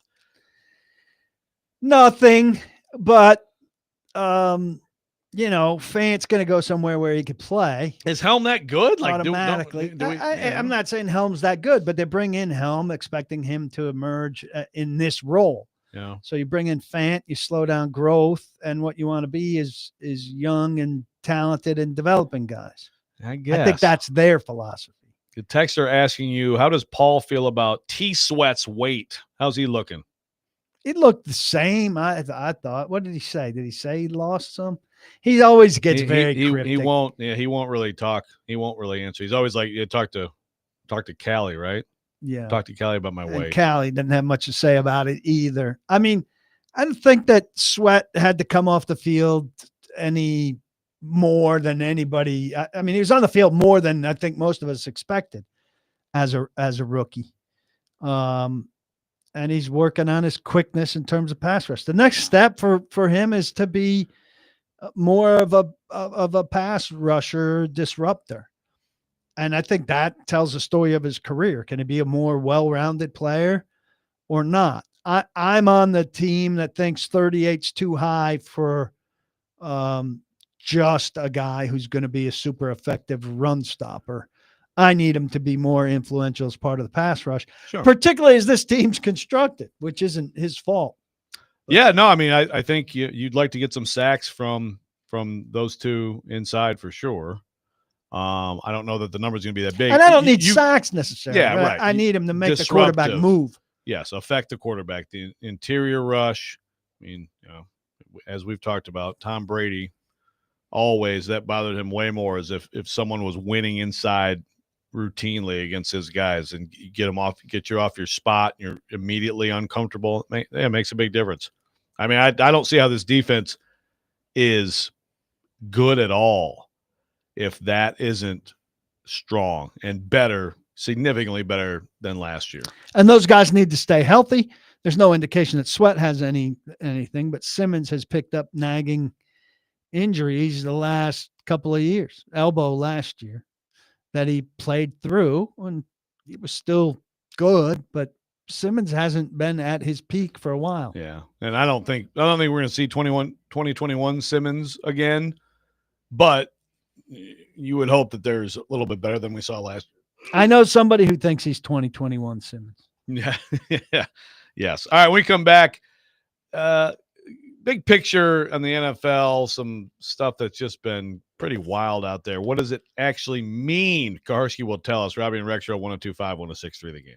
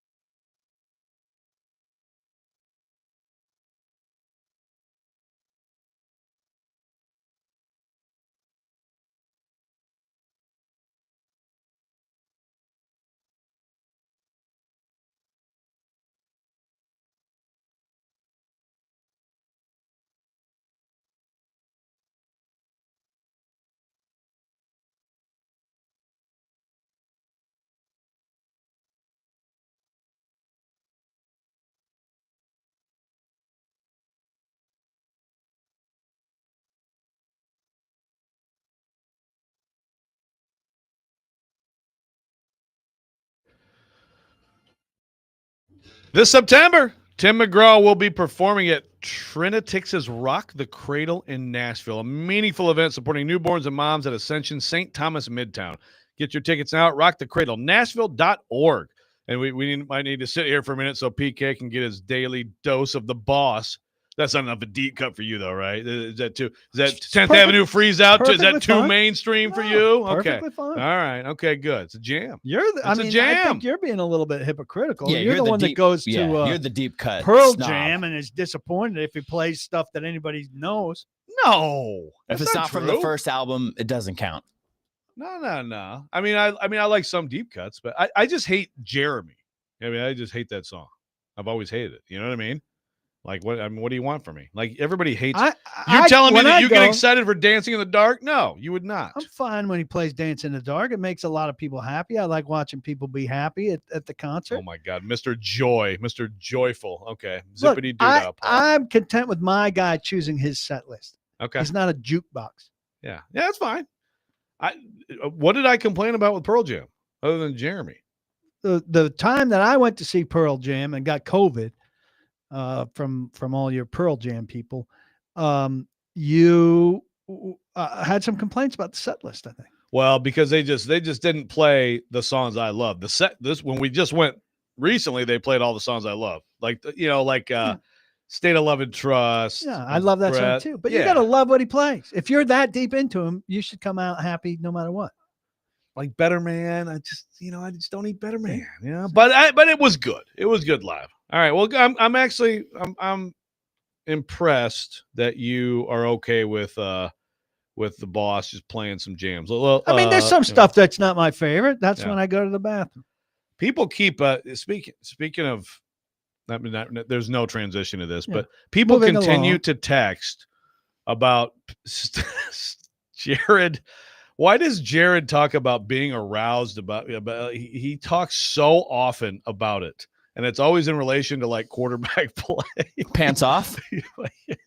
I did not. Disturbing. Jason in Clarksville says, hope you heard Stilly say his PP gets erect when he hears Burrow talk football. Makes me feel dirty just like I did not. I missed this. I did not hear. We have talked to him about trying to like clean it up a little bit. It like Fly is open. Let's go pee. That's right. That's a quick reaction drop there, Ian. What'd you say? You missed it like most people missed it. Well, I don't know. I mean, I guess it depends on who you talk to. All right, so we want to get into this a little bit here. This is one of those things that is a big story, and it's interesting and it's crazy, and it's also, I think fans right now are like, great, how's my team looking? But the whole thing with the NFLPA, I mean, I need your summation of, Lloyd Howell Jr. resigned, J.C. Tretter's out, there's all the Magic City ridiculousness and I can't divulge the results of this meeting. It's insane to me. And they've already been a week PA, right? They get drubbed on the regular. What does this mean for the NFL? What is it? What's most important about all this stuff to you? Well, they have to find some hardline leadership, and the players have to become more interested in it. My perception is that most young players in the league don't know much about it and don't care. You need players who have. Well, first of all, you need players who are stable, long-term players. Yes. But the bulk of the league are not stable, right? Long-term. So it's hard to find guys sometimes. Yeah, sure. And so the leadership, the veteran guys, need to do a better job bringing along the younger guys. But and to you really need young stars, like to some extent. Yeah. Now the quarterbacks were out on the union for a long time, kind of separate entity almost. But look, the CBA is up in 2031, which doesn't sound that soon. League's going to push for 18 games. League has talked about reducing the percentage of the total revenue that goes to players. Those are huge issues for the players. They're probably going to lose on both. They have to line up something big that they get in return. 3-year free agency is a big one, and that's possible. What they've gotten back in recent negotiations is so small and so insignificant. Shorter off seasons, less work in the off season, which by the way has hurt them because they all strain their calf and miss the first month of the season and all that and stuff. A lot of guys just go in and work anyway, right? I mean, like, yeah. So nobody looks at the unintended consequences of the minor victories that they get. JC Tretter maybe wasn't as bad as he was sold to be, but then when he resigns, he sells himself as a victim. They have a vote about Lloyd Howell on their executive committee, and they pick the other guy 10-1, but they don't share that vote with the big body who then elects Lloyd Howell against what the main board wanted. This guy's expensing strip club trips. He's working for a venture capitalist company that's trying to buy an NFL team, which is the biggest conflict of interest you can imagine. That's insane. I mean, these are big deals that are fundamentally giving the league more power. So you think, right now you're saying, what are these guys talking about? I don't care about this stuff. Well, if you want the all-powerful NFL not to be so all-powerful, you should care about this stuff. Because the players are just pushover, and it's ridiculous. So you're telling me that, of course, 18 games is happening, like you said, and that's been lingering out there right from the start as soon as they got to 17. But you're telling me that they're gonna not only give up on 18, they're gonna lose their piece of a little bit of the pie. Well, I just think whatever the NFL wants, the NFL ultimately gets. So it's been floating the trial balloon on 18 games forever. And Lloyd Howell said, well, more football is good. So, I mean, even their union leader said it. And so they floated that player safety. Right. More football. The league has floated, the percentage is going to come down, and there's been no universal result among the players. I bet you most players in the Titans locker room don't even know that that's been out there. And it is just built in that the players can't fight effectively because the careers are short. It takes a strike, and they're not going to strike because they won't do, and I understandably so, they're not going to do something for the greater good of the game that costs them their money during their career. When it's so fleeting and so quickly ends. Right. So, I mean, that's a hopeless situation. And it's not for the good of the game. That's one other thing the players could do. They could get rid of the franchise tag. I've got a friend reminding me this. If you're giving up another game and a smaller percentage of revenue, get rid of the franchise tag and perhaps the 5th-year option. That would drive up salaries more because players would make it to free agency, and there'd be people competing for players. Right. Without that 5th-year tag and without that franchise tag, there'd be some more real market stuff going on, as opposed to this franchise tag dictating 3 years really of a quarterback's contract, or that 5th-year option giving a guy, 5 years of team control instead of 4.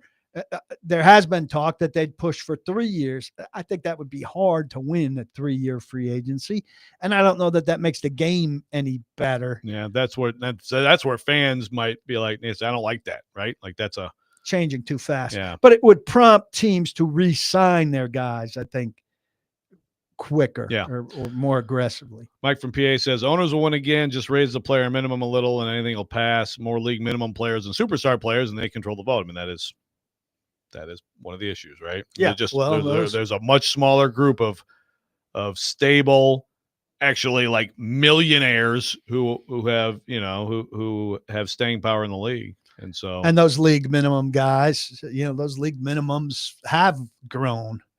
So that is a way to placate those guys who might just be one item, one issue voters. Yeah. All right. When we come back, it's time for what do we call the Kaharski rant? Kaharsk rant, Paul's primary complaint. Oh, there we go. I think I remember that from a show previously. Paul's primary complaint, Robby and Rexrode, 102.5, 106.3 The Game.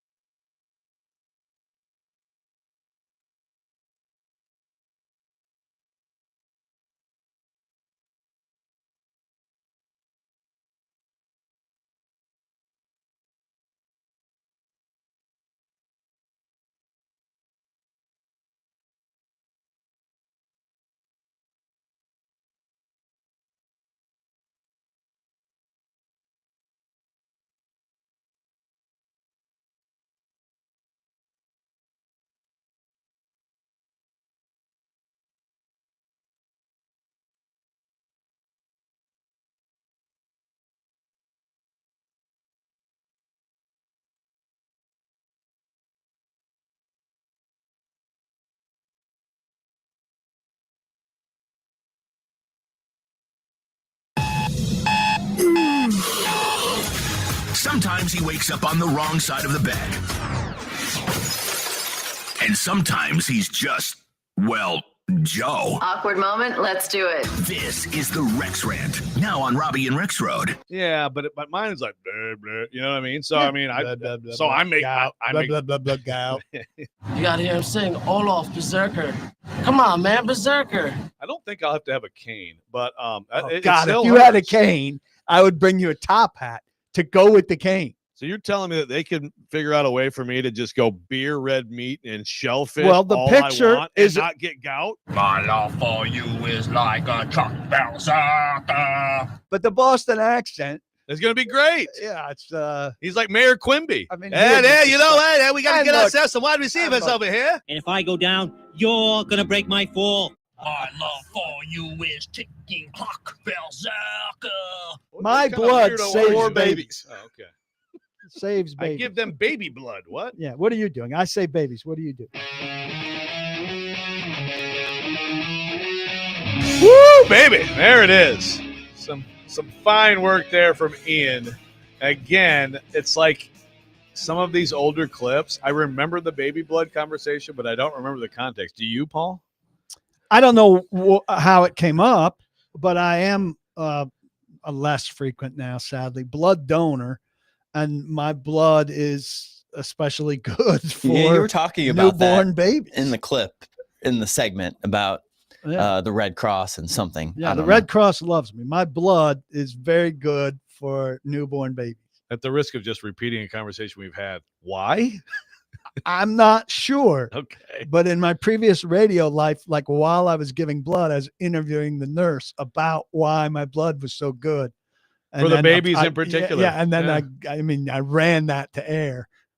Wow. Touting my blood. Yeah, good for you. Yeah, thank you. Yeah, yeah. Well, the floor is yours. You like to tell us a little story? Yes. So, as I mentioned earlier, for those of you just tuning in, I went to the Angels Phillies game at Citizen Bank Ballpark on Saturday night, during which Kyle Schwarber hit a magnificent grand slam to give the Phillies a lead they did not relinquish. Who are these people that sit around us at ballparks? All right. I'm in primo seats, which I would think give you, more primo people. But I think I talk about this and other people tell me they experience similar things. I got a 4-pack of dudes sitting directly behind us who are doing everything in their power to destroy my night. The one dude spoke nonstop, a combination of play-by-play. Oh, that's a double. He needs to throw that into second base. He drag bunt here. You got to drag bunt here. The only thing to do is to drag bunt here. 0-2 count. Got a drag bunt here. Still wants a drag bunt. 0-2 count. When's the They'll last? never expect it. When's the last With 2 time? strikes. When's the last time we've seen a drag bunt in the major league? Drag bunt? Yeah, that's Never. Ichiro. When I played, fellas, we would always just what we would do is we'd swing a 36 in the on deck circle, and then we'd move down to 32 or 33. I don't know why guys don't do that anymore. Just on and on. Try the donut. COVID. Do the donut. They had a whole inning of COVID conversation. In 2025, they're back to bitching about how COVID was handled. This was great. I was doing my bet. My wife was looking at me. I was like, no, I'm not gonna engage. I'm not gonna engage. So they were directly behind you. Like they were right behind you. If you're me. hearing every bit of their conversation, like their knees are touching your shoulder. No, it's nonstop. Then the one guy who was relatively quiet, the 4 seats in front of us were open. We should have moved down, but we figured we're in the second row. Nobody's in a row in front of us. It's the same difference as being in the front row. So the one guy moved down and sat in front of us. And I said to Teresa, I'm like, this guy can't handle him. He's got to get away from him. I look back at the guy. He's wearing a fancy Cubs hat. He's a Phillies expert. He knows everything about the Phillies. He's talking about the Eagles. He's wearing a fancy Cubs hat that's like the blue bear, but it's not even like the heads on blue bear. It's the profile blue bear. Cubs hat. He's an expert in all things Philly and Philadelphia. Now, here's where he really gets me. He's getting his like third hot dog. It's an $8 hot dog. He's like, these socialists with their hot dogs. These socialists, $8 hot dogs because of the socialists. I don't even understand what he's saying. Yeah, and I'm like, to Teresa, I'm like, this is very tempting here. A lesson in capitalism. It's the reason the hot dogs are $8 is because people will pay the $8, and that's capitalism. That's capitalism. Let's talk about isms. And she's like, don't. I feel so I'm doing bad for everything her having I to can. be with you in public and anything. I'm doing everything I can I'm enjoying the ballpark. It's a beautiful night. Great game. Simon's jumping up and down, hugging his mother. Grand slam. Harper hits a home run, jumping up and down. These guys are running right at us. We're rounding third. We're getting some nice. These socialist hot dogs, $8. $8. These socialists. His buddy moves down in the front row. Just what a socialist would do. Just what a socialist would do. Drag bunt. You've got to drag bunt. Telling the third base coach who didn't send a guy who could have scored, probably should have scored. Old man, you got to send him. You got to send him. You in your diaper. I look up the guy. The guy's 51. 51. He's screaming at a 51-year-old man. If you got out of your diaper, you would have sent him. He would have scored. Then there's a base running blunder after that. You know, they're running on contact, and it turns into a double play. None of that would have happened if you sent them on the play before that. It's not the third base coach's fault at all. The base runners totally effed it up. Oh, my God, if you got out of your diaper and had sent them, none of that would have happened. Drag bunt, socialist hot dogs, on and on and on. I don't know how I made it through. I didn't say a word to the guy. I enjoyed the game. It was a lovely night. I was with my family, second row, beautiful. Does this help? Does this help at all? Like this? Yeah, I was taking notes. Yeah, I lost the email. I was taking notes, but I remember everything very clearly. I just don't understand how I want people to tell me, like, because every time I go to a game or a concert, I have these people. A Springsteen show. You know, he wrote these lyrics in '74 in Long Beach when he lived in the surfboard shop. That's a hardcore fan. That but I don't need a narration. I know it. First off, I know it. Oh, I already knew this. And I don't need a narration of the show. I don't need a narration of the game. If I wanted a narration of the game, I'd put in some earbuds and I'd listen to Tom McCarthy and John Kruk. It they're sounds way like better you just than don't this want guy. people to talk. Well, not incessantly. Am I the only person that has this problem? Do I draw these people like magnets? Or are you these people? Because if you think that these people don't exist, then I think you're one of these people. Look at these communist nachos, huh? In my day, I had a Mizuno mitt. Somebody should create socialist hot dogs. Yeah, as a brand. And we've got some clips. Today we've got some clippable stuff from you, and I think that would be one of them. Socialist hot dogs. Someone says, of course, a rant about how Paul is better than everyone else. I'd say I'm better. I'm, in this instance, I'm quieter. Another texter, check the common denominator. Paul. Look, I've been annoyed. I've been annoyed by people at things for sure. This would probably be annoying. It's like how loud are they? That's the question. You know what I mean? Like if they're like, I'm not saying you're at a ball game. You have to like speak in a library voice, but there's also kind of like Mike Trout in the dugout. Were they drunk? Were they hammered? Easily hearing them. The main guy got increasingly hammered. The socialist hot dog guy. Socialist hot dog guy. Increasingly. So he was the biggest drinker of them all? Yeah. Is that possible? Okay. All right. Interesting. But I wanted to say, like, I was trying to think, how can I minimize what I say? And I was thinking, like, maybe at the end of the game, I could make eye contact with one of the friends and say, like, your friend never stops talking, right? Kind of in a joke. Like I'm commiserating. Right. Yeah, you never. Or know. I could have said, to to the guy who moved, like, you had to get away from that guy, huh? But you didn't do it. You didn't even do that. I didn't do anything. Yeah, that's good. Yeah, I wanted to score points with my wife. I got second row seats to the Phillies. Took her and our boy to their team's game, which is hard for me. It's hard to not be at a Yankees game. I struggle. Were your significant others bothered? Were Teresa and Simon, were they bothered? He is impervious, I think, because he's so into the game. Into the game. She definitely. I mean, she was telling her family about it the next day at a graduation party for one of her nieces. And I can't believe Paul didn't say anything, right? She, It was did actually say a that. positive story about you. So really, you She should did say kind of that. thank these guys. And then her one sister was like, "Oh, could you imagine if I was there and Paul and I both were?" Just throwing hands at the Phillies game. All right, that was good. I enjoyed that. So if anybody knows of a brand of socialist hot dog, let me know. Yeah. I like I'm a big fan, by the way. I'm a no free ads, but Hebrew National. That's my brand of choice with hot dogs. Kaharski's Positivity Index coming up next on Robby and Rexrode. 1025, 1063 the game.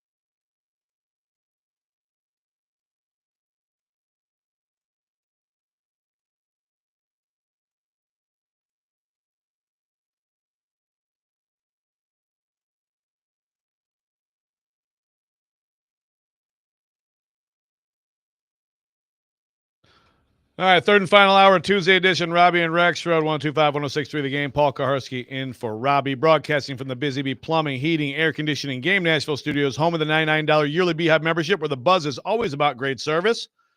Hit us up on the text line or phone line, driven by WilsonCountyHoney.com, 615-737-1025. And also, I would like to give away a pair of tickets right now, Ian, agreeable Ian, to see Ghost. Bridgestone Arena this Saturday, Ghost. We aren't abridged like yesterday by someone running into a pole. So let's do color 5. How about that? Color 5 to win these Ghost tickets.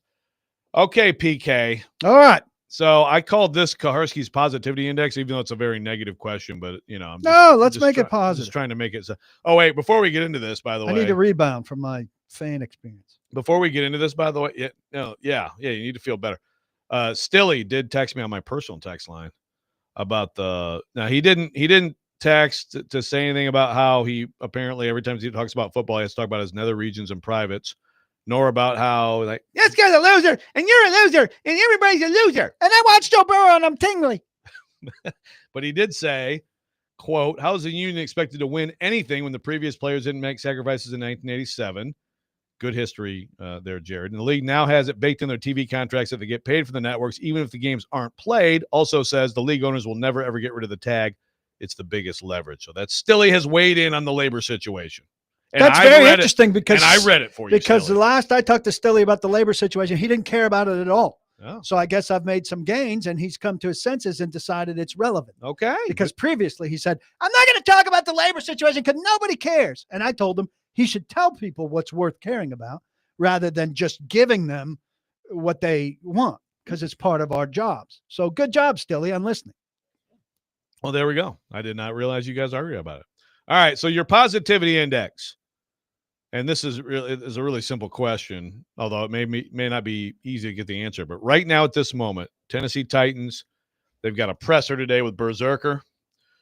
They've got to everybody's knowledge who doesn't speak this idiot language, it's Chad Brinker and Mike Borgonzi will be speaking. Yeah, who along with Burke Nihill I call Berserker. Yeah, but Burke Nihill's not going to be there, so that's he's part of the power structure, and it works. But he's with not the name. speaking. Yeah, but he's part of the power structure. I'm just saying these guys still count. If you have 2 of 3, they still count, and it's better than Gonzi's scheme.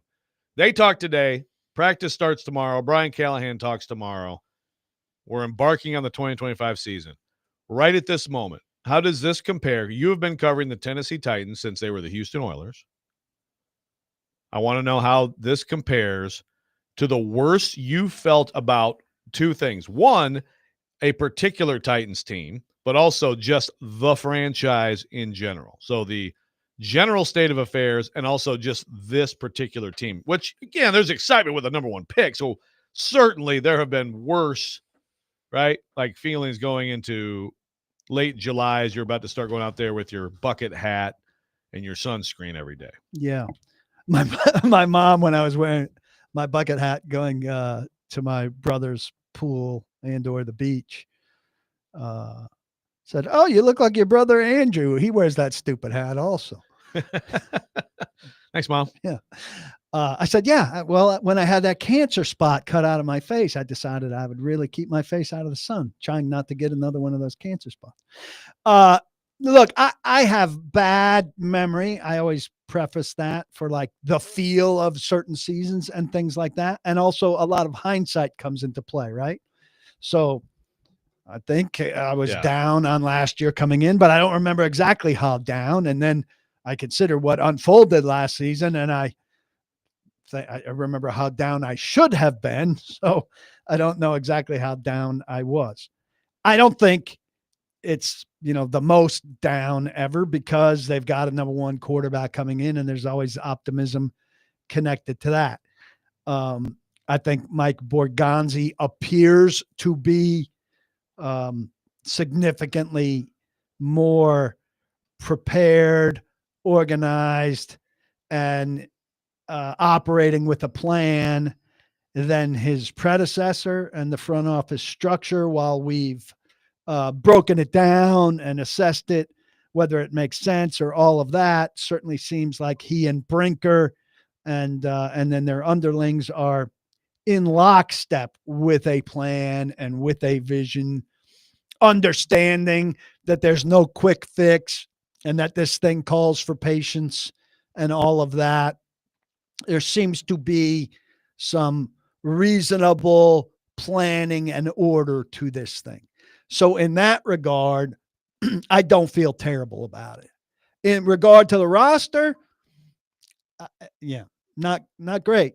But there's been worse. Look, the last 2 years of Vrabel, that roster was worse, right? Hunt, the roster was worse. Now, I'm saying that about Vrabel, particularly at the end of those seasons when the injuries came out. Yeah, right? yeah. I'd have to look at the beginning of the rosters.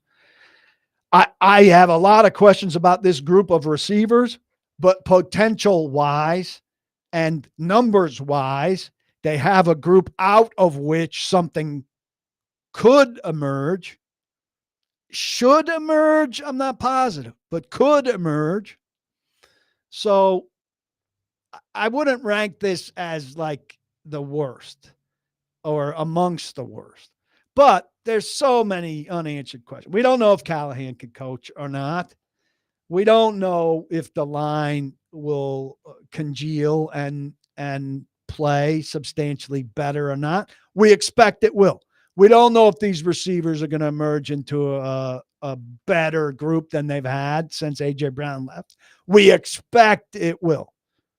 We don't know if they can rush the passer. We expect they won't. And we go on and on. We don't know if L'Jarius Sneed is going to play, and he's a linchpin guy. If he plays anywhere near his thing, and I think most of us expect he's not going to show up and be that guy on a regular basis because we haven't seen him do it yet. So most of the questions, you can find a way to thumbs down them right now. We need proof of concept. So as I go through your, candidates that would compare. So like, I think it was 04 was like the salary cap gutting, right? And then after that 03 season, knew they were going to be terrible when they got rid of Samari and Mason and all those guys. So then then you have the excitement, but it doesn't take long before you have the excitement of Vince Young, and then you get back into, right, then you transition into Munchak, and I would imagine those were okay teams, but obviously not great teams. The Hunt, I mean, that to me would be, right, like that would be, like especially 14 before you had, again, the excitement of the high pick, Mariota, so that gives you new life, that gives life to everything, right? Yes. But before you have that, you have a season like last year. But that's the thing. And of course, we can revisit Levis a little bit today, but that's the thing about last year that in retrospect it almost seems silly. It's almost like when I think back to the Nashville Predators conversation from last summer, it was seriously like there were people at my shop at The Athletic who were picking them to win it and people picking them to get to the Stanley Cup final. And it seems so ridiculous now. Just like a year ago, Will Levis, franchise quarterback, $250 million in your grasp, seems so ridiculous now as he's, done for the year, shoulder surgery, and hoping to latch on somewhere in this league at some point and get another chance. But a year ago, there was excitement. Let's go back but it's still not the same excitement to me of like this, right? Pick one, round one, pick one. Let's go back to 14, right? Bud had died. Tommy Smith took over. Now, I knew that Tommy Smith was kind of a disaster guy. Bud had kind of kicked him out of football operations of the Oilers. Had him taken out of the media guy. He was a KSA industry guy, but he was not an Oilers guy. And Bud, while he took care of the tax stuff in terms of his family inheriting the team, he did not lay out who was to be in charge and everything. And so the family collectively came to that decision that Tommy Smith would head it up. Didn't have a great feeling about it, but also thought, well, this is what they've decided to do. Bud really was uninvolved the last couple of years there as he was starting to fail. Hey, maybe this is a new breath of fresh air. Maybe Tommy's going to let the people who surrounding him guide the franchise. Whisenhunt was a pretty hot commodity on the coaching rehire Right. front. That's another thing in retrospect. Right? Like, if you don't remember, he took a team and almost won it all with that team. And so I don't think now we knew there was a quarterback question there, right? Mettenberger ended up being the leading passer that year. And we didn't know that Bishop Sankey was horrible yet. And they still had Chance Warmack. Was there still hope for Chance Warmack at that point? And they still had Jarrell Casey. No, I think Warmack was to come because he was a Malarkey guy. Delaney Walker was on that team. I don't know that there were great expectations of that team, but I don't think anybody thought this is a 2-14 team going in. Had a finally, a more innovative outsider offensive head coach, right? There was optimism heading into that season. Now, it wasn't long before we knew it wasn't working, and that Tommy didn't know what he was doing, and that Whisenhunt had really done a hell of a job selling himself, and that things were going kaput. But I don't think he went into that season thinking this is going to be the worst team in the league. I mean, the hire at the time was Lauded. that's actually not bad for the Yeah. Titans. Good job, Titans. By the way, speaking of your memory, Chance Warmack was a 2013 pick under Munchak. So, Sorry. I'm looking at Munchak versus Mullen. Warmack. Yeah, you're right. Warmack had been there. My bad. So, Yeah, but, and that's Munchak, right? So with Munchak, you think that guy here's knows the offensive guy. linemen. I mean, he Right. helped you find Michael Roos and David Stewart and made chicken salad out of chicken bleep out of a whole bunch of mid-round picks who played very effective football. And this He guy's was gonna supposed to be pick a amazing. guard in the early first round who's going to solve their problems. And as a head coach, he missed. So when we come back, there's one person in particular you mentioned during this that I think is especially important in comparing two people on the big picture question of the Titans and the state of the Titans. Robby and Rexrode, 102.5, 106.3 The Game.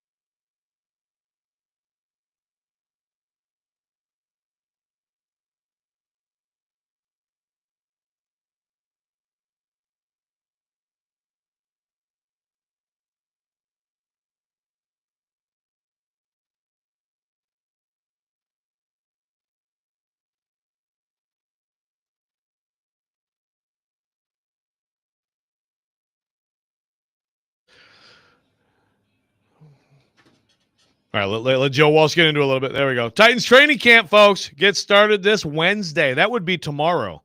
Tune in for player interviews and the latest updates on the Titans as the team preps for the 25-26 season. Coverage of the Titans training camp is presented by Macero in 12 South and Parman Energy Group. And Ian, make sure I'm right on this. Chase and Big Joe are out there tomorrow and Thursday. Yep. Friday's off, right?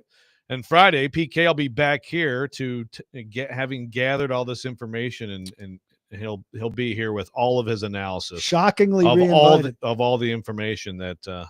Well, I mean, you need to be respectful toward me the rest of the show. I guess we should. It is conditional. So, George on the YouTube chat says, "So Paul's a socialist?" Yes, really, because some idiot was yelling "socialist hot dogs." Really got my point. Thanks for listening. Okay, so I need to ask you about this. We've gotten into more like the team and the different eras. You mentioned Bud Adams. So, like you said, late in his life, he was less involved. Everyone knows, I think, the story about the 2006 draft. Right, I believe that was the draft when you're looking at Leinart, you're looking at Cutler, you're looking at Vince Young. And by the way, let me just raise my hand.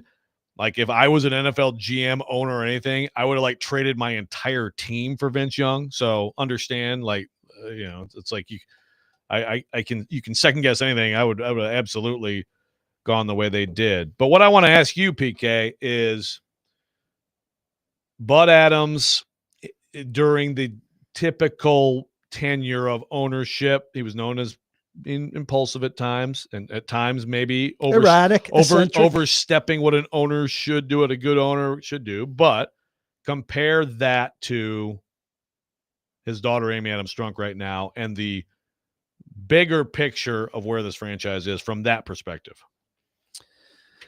Well, that's the only time Bud meddled in personnel, at least in the Jeff Fisher and on era. Jeff Fisher told me that. Only time. I think Bud, if you're going back to influential in league stuff, obviously we know Bud's. Yeah, he's got a case for the Hall of Fame. Yeah. He's got a good case for the Hall of Fame. In founding the AFL and helping with the merger and doing good stuff for the league, all of that. If you're talking about organizational stability and yes, growth, that is what I'm talking about, and understanding of the modern ways, I think that Bud kind of took his foot off the accelerator, if you will, when they got here. Stadium got built, is a comfortable situation, had a coach and a GM who were established and did relatively good work, particularly early in Jeff Fisher and Floyd Reese, and was an absentee owner, lived in Houston, was only here periodically. Amy's here. My perception is much more often. And certainly she's had her faults and has some of his qualities in terms of the hirings and firings in particular. And I'm not just talking about coaches and GMs, but somebody like Vice President of Communications, Jimmy Stanton, who was hired to address kind of a clear problem in terms of messaging for the team. And they had one big tiff in short order. He wasn't here that long and he was out, and then we've talked about other, you have a 28-year PR director who's one of the most respected guys in the league, and Robby Boren. And I don't know what happens exactly there, but he's out.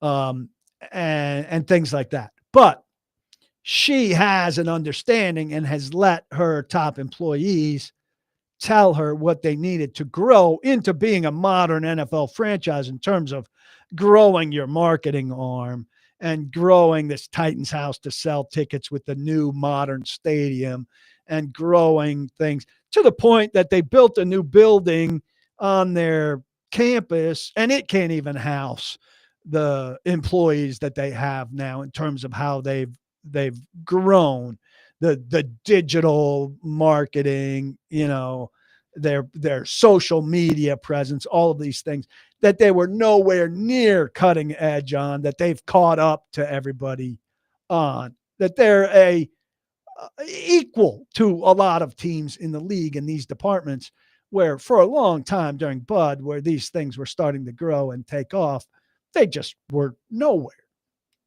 So I think in terms of that, she's done a lot of very good things for the organization. That's all separate of the football. Yeah. And she did good things for the football for a while. I mean, Malarkey seemed like a bad move, a bad, comfortable move, but Malarkey got them to a certain level. And Robinson Vrabel at their height was a great pairing that did great things. Not quite great enough. And since then, it's been questionable. Yeah. But that's not unlike a lot of franchises. Sure. It's just, I think it's like the next few years are going to be so obviously critical. And of course, we talk constantly about 2027 in the stadium and all that stuff. But I mean, look, like, okay, so what moves did she make? I mean, we could all agree, like firing John Robinson in season is dumb. It's just dumb. It's ridiculous. I would argue, and I think you would too, that firing Vrabel was short-sighted. But sometimes people also can't coexist, and I think it was getting to that. And I think Vrabel, he's not an easy guy. Not an easy guy to get along with. But she needed to manage it better so it didn't get to that point. And she and whoever she was working with, Burke Nihill in particular, I don't think they did a good job massaging it. And Vrabel is a massager. Meet him halfway somewhere. Figure out a way. Because a lot of coaches are difficult. A lot of winning coaches are difficult. Absolutely. Okay, so Rand Carthon's a bad move. Terrible. Is Chad Brinker a bad move? We don't know yet. Do we?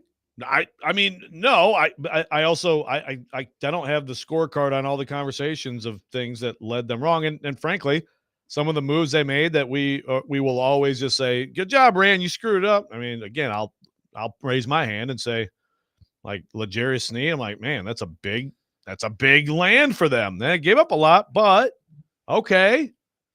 What does he have left? Now, meanwhile, the guy who was part of dealing that is now dealing with that problem here. But yeah, I mean, I think the Brinker scorecard is still to be written largely in Borgonzi, right? I mean, that's the biggest move Brinker has made, is hiring Borgonzi. So how did they do together personnel-wise, clean slated after all the stuff was up? I don't think, Brinker brought in Rand brought in Brinker.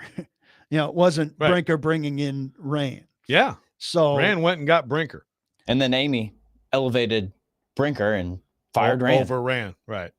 Kind of weird. Fell in love with Brinker. I mean, that's the thing. To me, that's and you're right. I think it's like, I mean, Borgonzi, I would assume, I think it's interesting that Brinker's talking too, but like, let's say that they are better than they were under Rand, and they make a big move at some point. Is it probably just Borgonzi talking about it?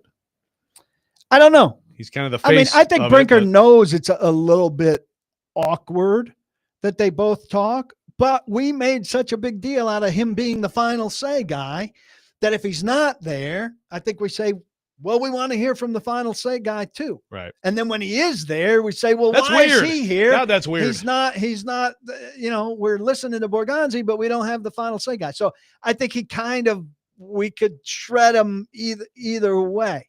The other thing about Amy, I will say, is I think, and I'm sure this happens in every organization to a degree, people sell themselves to her. I mean, Burke Nihill sold himself to her. He delivered a stadium, so he probably, is solid as can be for a long time.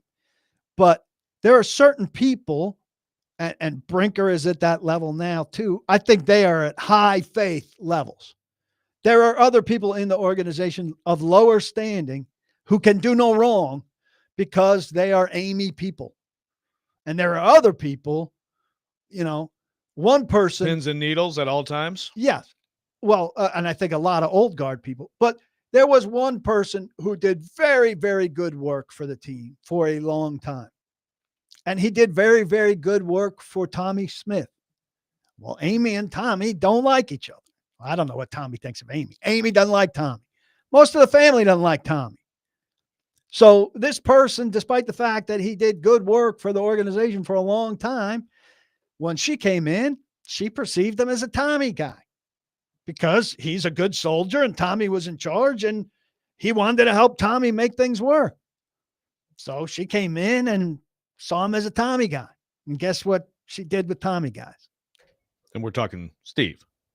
No, not Steve. Oh, who? Everybody likes Steve. Steve is a consigliere for the Adams family, period. I don't want to say because I don't want to make him look bad. Good God. Now, you're not going to name names. All right, when we come back, we'll see if we can get PK to name names. And we'll actually start talking a little bit about this team, too. Will Levis out, Snead on the pup, a lot of stuff going on as things get going with the Titans. Robby and Rexrode, 102.5, 106.3 the game.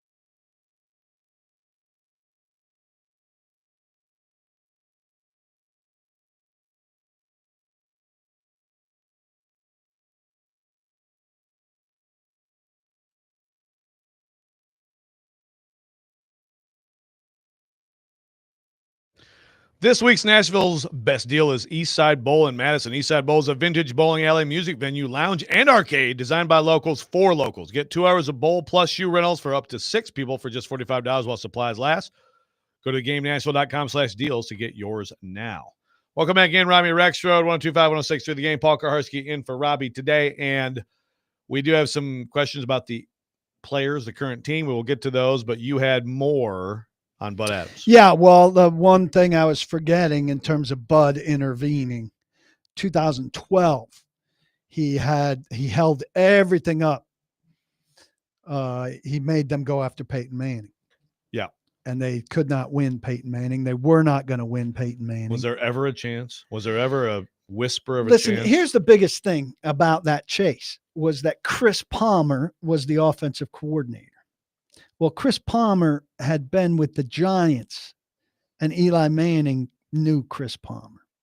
Now, they should have been able to draw the dots and know that Eli Manning was not endorsing Chris Palmer. Not a fan of Chris Palmer. And that was a big undoing there. But what happened is they were holding $23 million roughly in cap money for Peyton Manning. This signing happened late. And so their whole offseason and free agency stuff got screwed up. They didn't do anything. They didn't do enough. And so they didn't really get anybody. And they went 6-10 that year. Yeah. And so he screwed them up that year. Now, granted, I will say I'm probably awfully enamored with the idea at that point of trying to land Peyton Manning, right? Yes, but I think you have to have a realistic sense of it.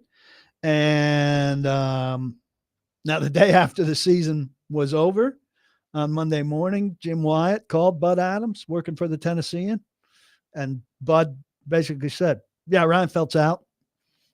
Didn't get Peyton Manning. Fisher stays.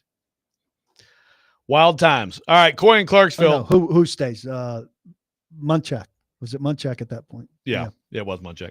Coy in Clarksville says, I'm assuming with Will Levis out that Cam has won the starting QB job. Or did he already have it won? I mean, I would say that he was going to be the starter no matter what. Here, let me ask you this way, PK. Was Levis, if you could say that Will Levis, before the season-ending shoulder surgery, was in a competition, was he more in a competition for QB1 or for QB2? Or was he in a competition for neither and was just locked in as QB2? I mean, I think maybe in their heads he was in competition for QB2. I think if there was a 5% scenario that Cam had a miserable month of August and Levis had a fantastic month of August, and they said, all right, let's ride this for as long as it lasts. Start this way, and then the first sign of trouble, you're going to go to him. Yeah. But it would have had to be, to me, both. Like extreme. Yeah. Probably extreme on both fronts, right? Yes. Matt from Camden, L'Jarius Sneed starting camp on the PUP is a disaster. Agree? I don't think it's a disaster. I think it tells you something. I said earlier that this is the day, today, report day, where you should be at your very healthiest. Unless you tore something or strained something or suffered an injury during OTAs or minicamp, you should be at your absolute healthiest today. It's not getting better. It's not getting better from here. That he's not at his absolute healthiest and able to be on the field in some way, shape, or form tomorrow is either indicative of the injury or indicative of just how protective they're going to be. And PUP keeps you protected, right? And so they say, we're going to give him another 2 weeks. He only needs 2 weeks or 3 weeks of camp, and we could start him and ramp him up. And I wouldn't be surprised if they keep him on this thing until, say, 10 days before, or even just start him on the Monday before the opener and give him a regular practice week to let him go and get ready for the game plan and all of that. I figure he's a veteran guy who only needs that much, and he's going to practice. Well, a regular do that and then give him his Wednesday Veterans Day off. Yeah, I was gonna. Well, I mean, a regular practice week for him isn't that no practice? so we'll see him for. Who needs practice? He just flies in for games. Allen Iverson over here. That's right. Yeah, it's just everything with him has been. It's a lot of faith-based operation with L'Jarius Sneed at this point. Cushenberry, we haven't talked about him yet, but obviously no surprise that he's on the PUP list here. I think opening day would be 8 months on the dot, and 8 months is a significant number in Achilles recovery. So you think opening day is possible? I think it's possible. But see, there's a difference. Obviously, with Sneed, I think cornerback is probably, in terms of practice, needing to practice for a game, I think corner is probably, you can make the case is at the top. I mean, other than like long snapping, which you can just like work on your long snapping, it's pretty close to the top of the list of like you can go out there if you're a veteran and just play. Cover that guy. But I feel like running back. I feel like Cushenberry, center of this offensive line, you'd think you would need some. And then, of course, maybe like you said, Zeitler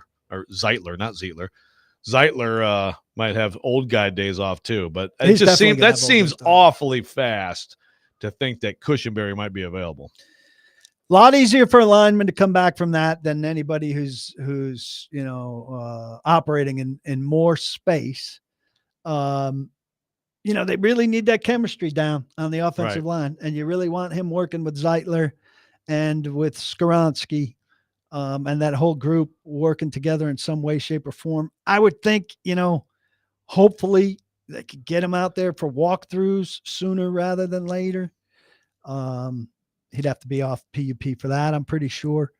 And he's in those meetings and everything, but I've said those guys need to jive early, and maybe it's Lavin for a couple games at the beginning, and you got to expect the same thing from him. They've got a lot of faith in him.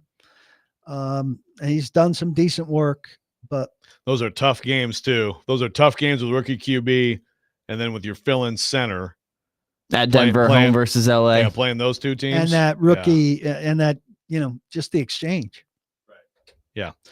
You mentioned Skoronski. Megan did ask earlier. I forgot to throw it at you. Do you feel like Skoronski's feet are nice and trim? Like any information on the fatness of his feet?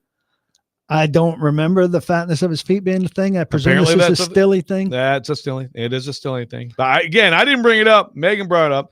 Skoronski got better last year, despite what people will have you believe, and I expect him to get better this year.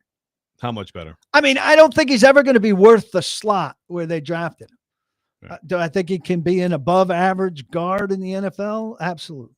Okay. Got a texter saying, "Dear God, just get rid of Levis and Sneed. Two names I cannot wait to stop hearing. Both guys are a waste of breath and money." Well, you're not going to hear anything about Levis. As soon as we're the done surgery goes well. Ideally, he would speak once. He probably won't. There'll be questions about him today with the management guys, and there'll be questions about him tomorrow with the coach, and there'll be questions about him the first time Cam talks, and then that'll be it. The Titans are give me the adjective or what are the Titans? The Titans angry about Levis? Yeah, I think so. Yeah, like blindsided by this a bit. Probably, yes. I think they thought there was a chance that he would need surgery eventually. Eventually being not now. Right. Eventually being probably after the season. Now, granted, if you're him, I mean, I guess I would make the case, why didn't you do it in February? Well, I think he would say, you were telling me to rest and rehab and maybe I'd need surgery down the road. And now I'm down the road. Down the road is the timing of down the road is, I can't blame anyone for being mad at him. Agree. And also, I think it's hugely disappointing. I just don't see how. I understand how it takes him out of having to deal with, hey, Will, good to see you out here. Hey, there's the guy who is now the starter, and sorry that we never moved you, and you can Just I don't think they owe him any sorries. no, It's- I it's understand. a I'm not saying they business. do. I'm It's just life in the big city. That's all I'm saying is the only thing that you did, if you're him, is you got away from having to deal with that on a daily basis. But I don't think he helped himself in the terms of the market. I think it's a huge mistake not to issue a statement or make yourself available very quickly to explain it. And look, And explaining it, you're going to talk about my shoulder's really bothering me. It's really messed up.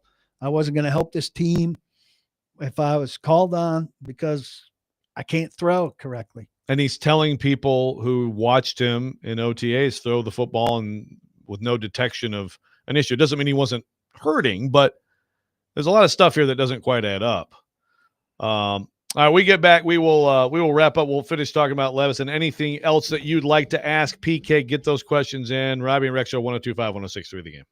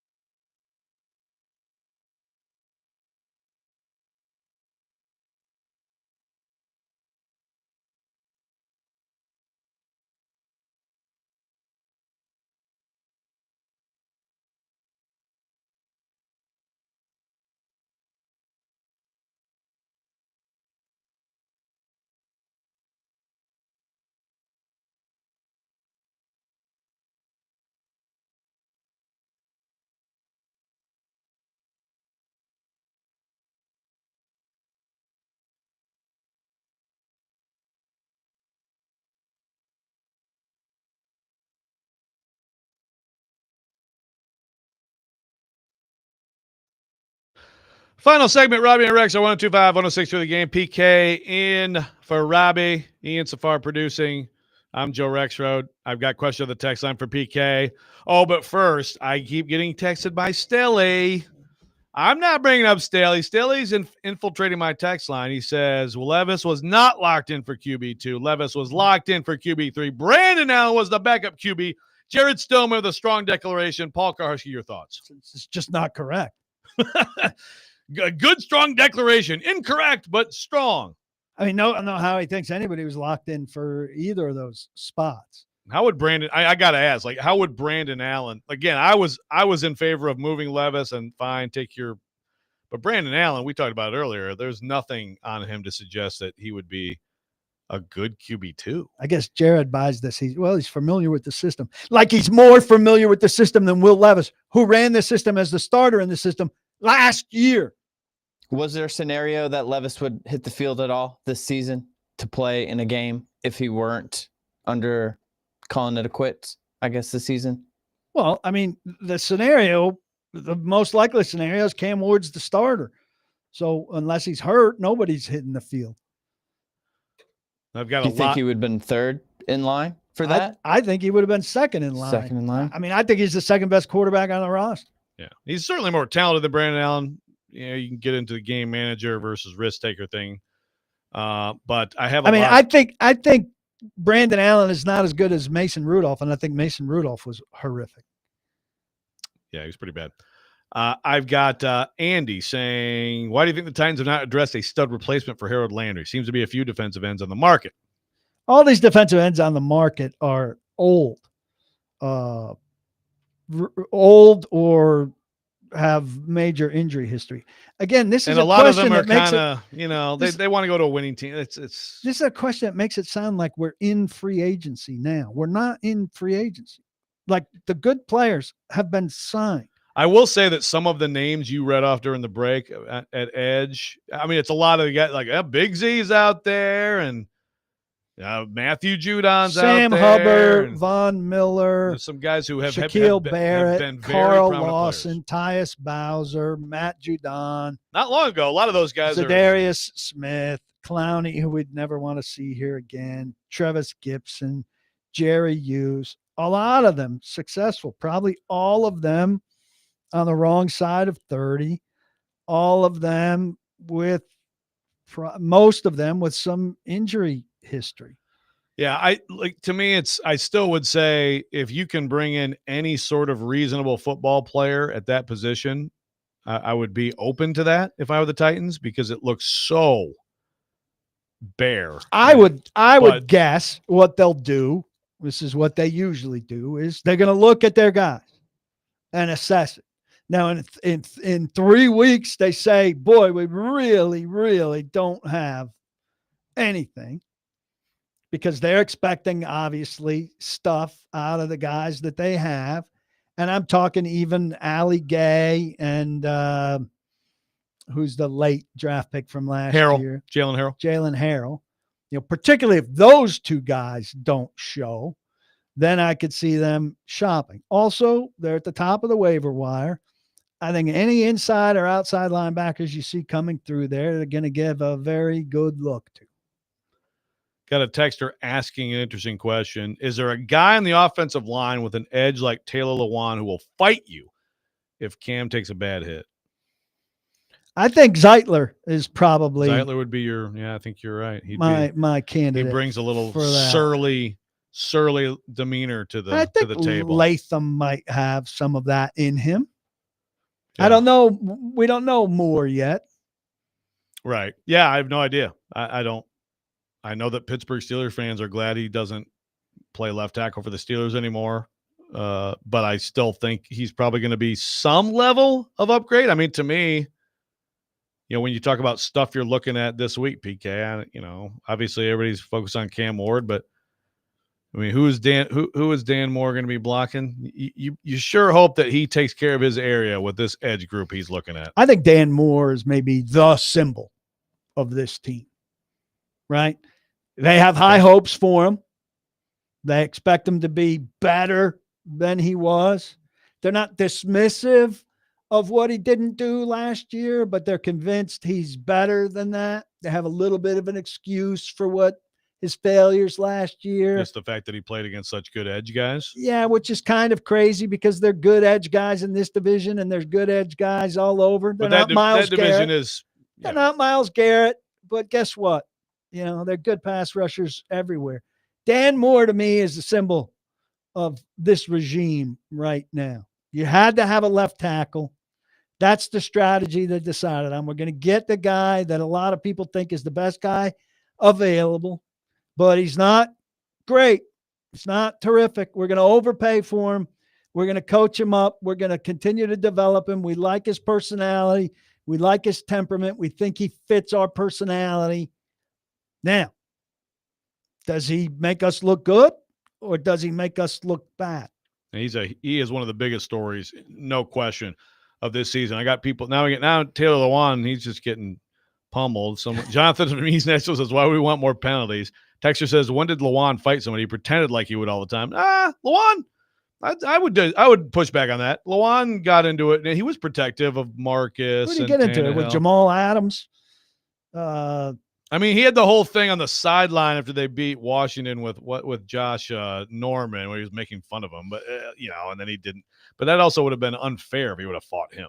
I think Lewan, he got some penalties that hurt them, but I think he had that. I'm going to protect my QB thing. No, Taylor Lewan didn't last.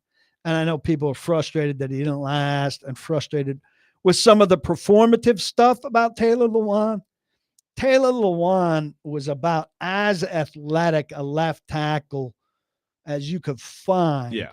Who's not a Hall of Fame guy because he broke down and fell apart and got distracted and all of that stuff. But in his first contract, when he was playing at his peak, after his first couple of years, that guy was a terrific player, a phenomenal pick by Rustin Webster. 16, 17, 18, those range. I think he was top 5 left tackle in the league. It all went downhill after the Boss Hogg second contract and the suspension. Well, and especially, and obviously the knee. I think Lewan last week. This happens every few months. We get into people who hated Tannehill so much they want to believe he was just terrible and was never, And I think Lewan is another one of those guys who's not going to be remembered as well as a player as he should have been, maybe because of some of the other stuff. Because of other stuff, he should be remembered as a very good player. Absolutely, who was undone really by the knee. Yeah. Matthew's asking, what about Cushenberry as that kind of guy if he's healthy? I don't know. Is he that kind of guy? No, I think he's very mellow. Pretty mild-mannered. All right, 1 minute to go, PK. So, Berserker, Borgonzi and Breaker, speak today. You've already said some stuff that you want to add some things like that. Yes, thank you. What's potentially the most surprising thing that you might hear from them today? Maybe you can give us a hint of something you know about.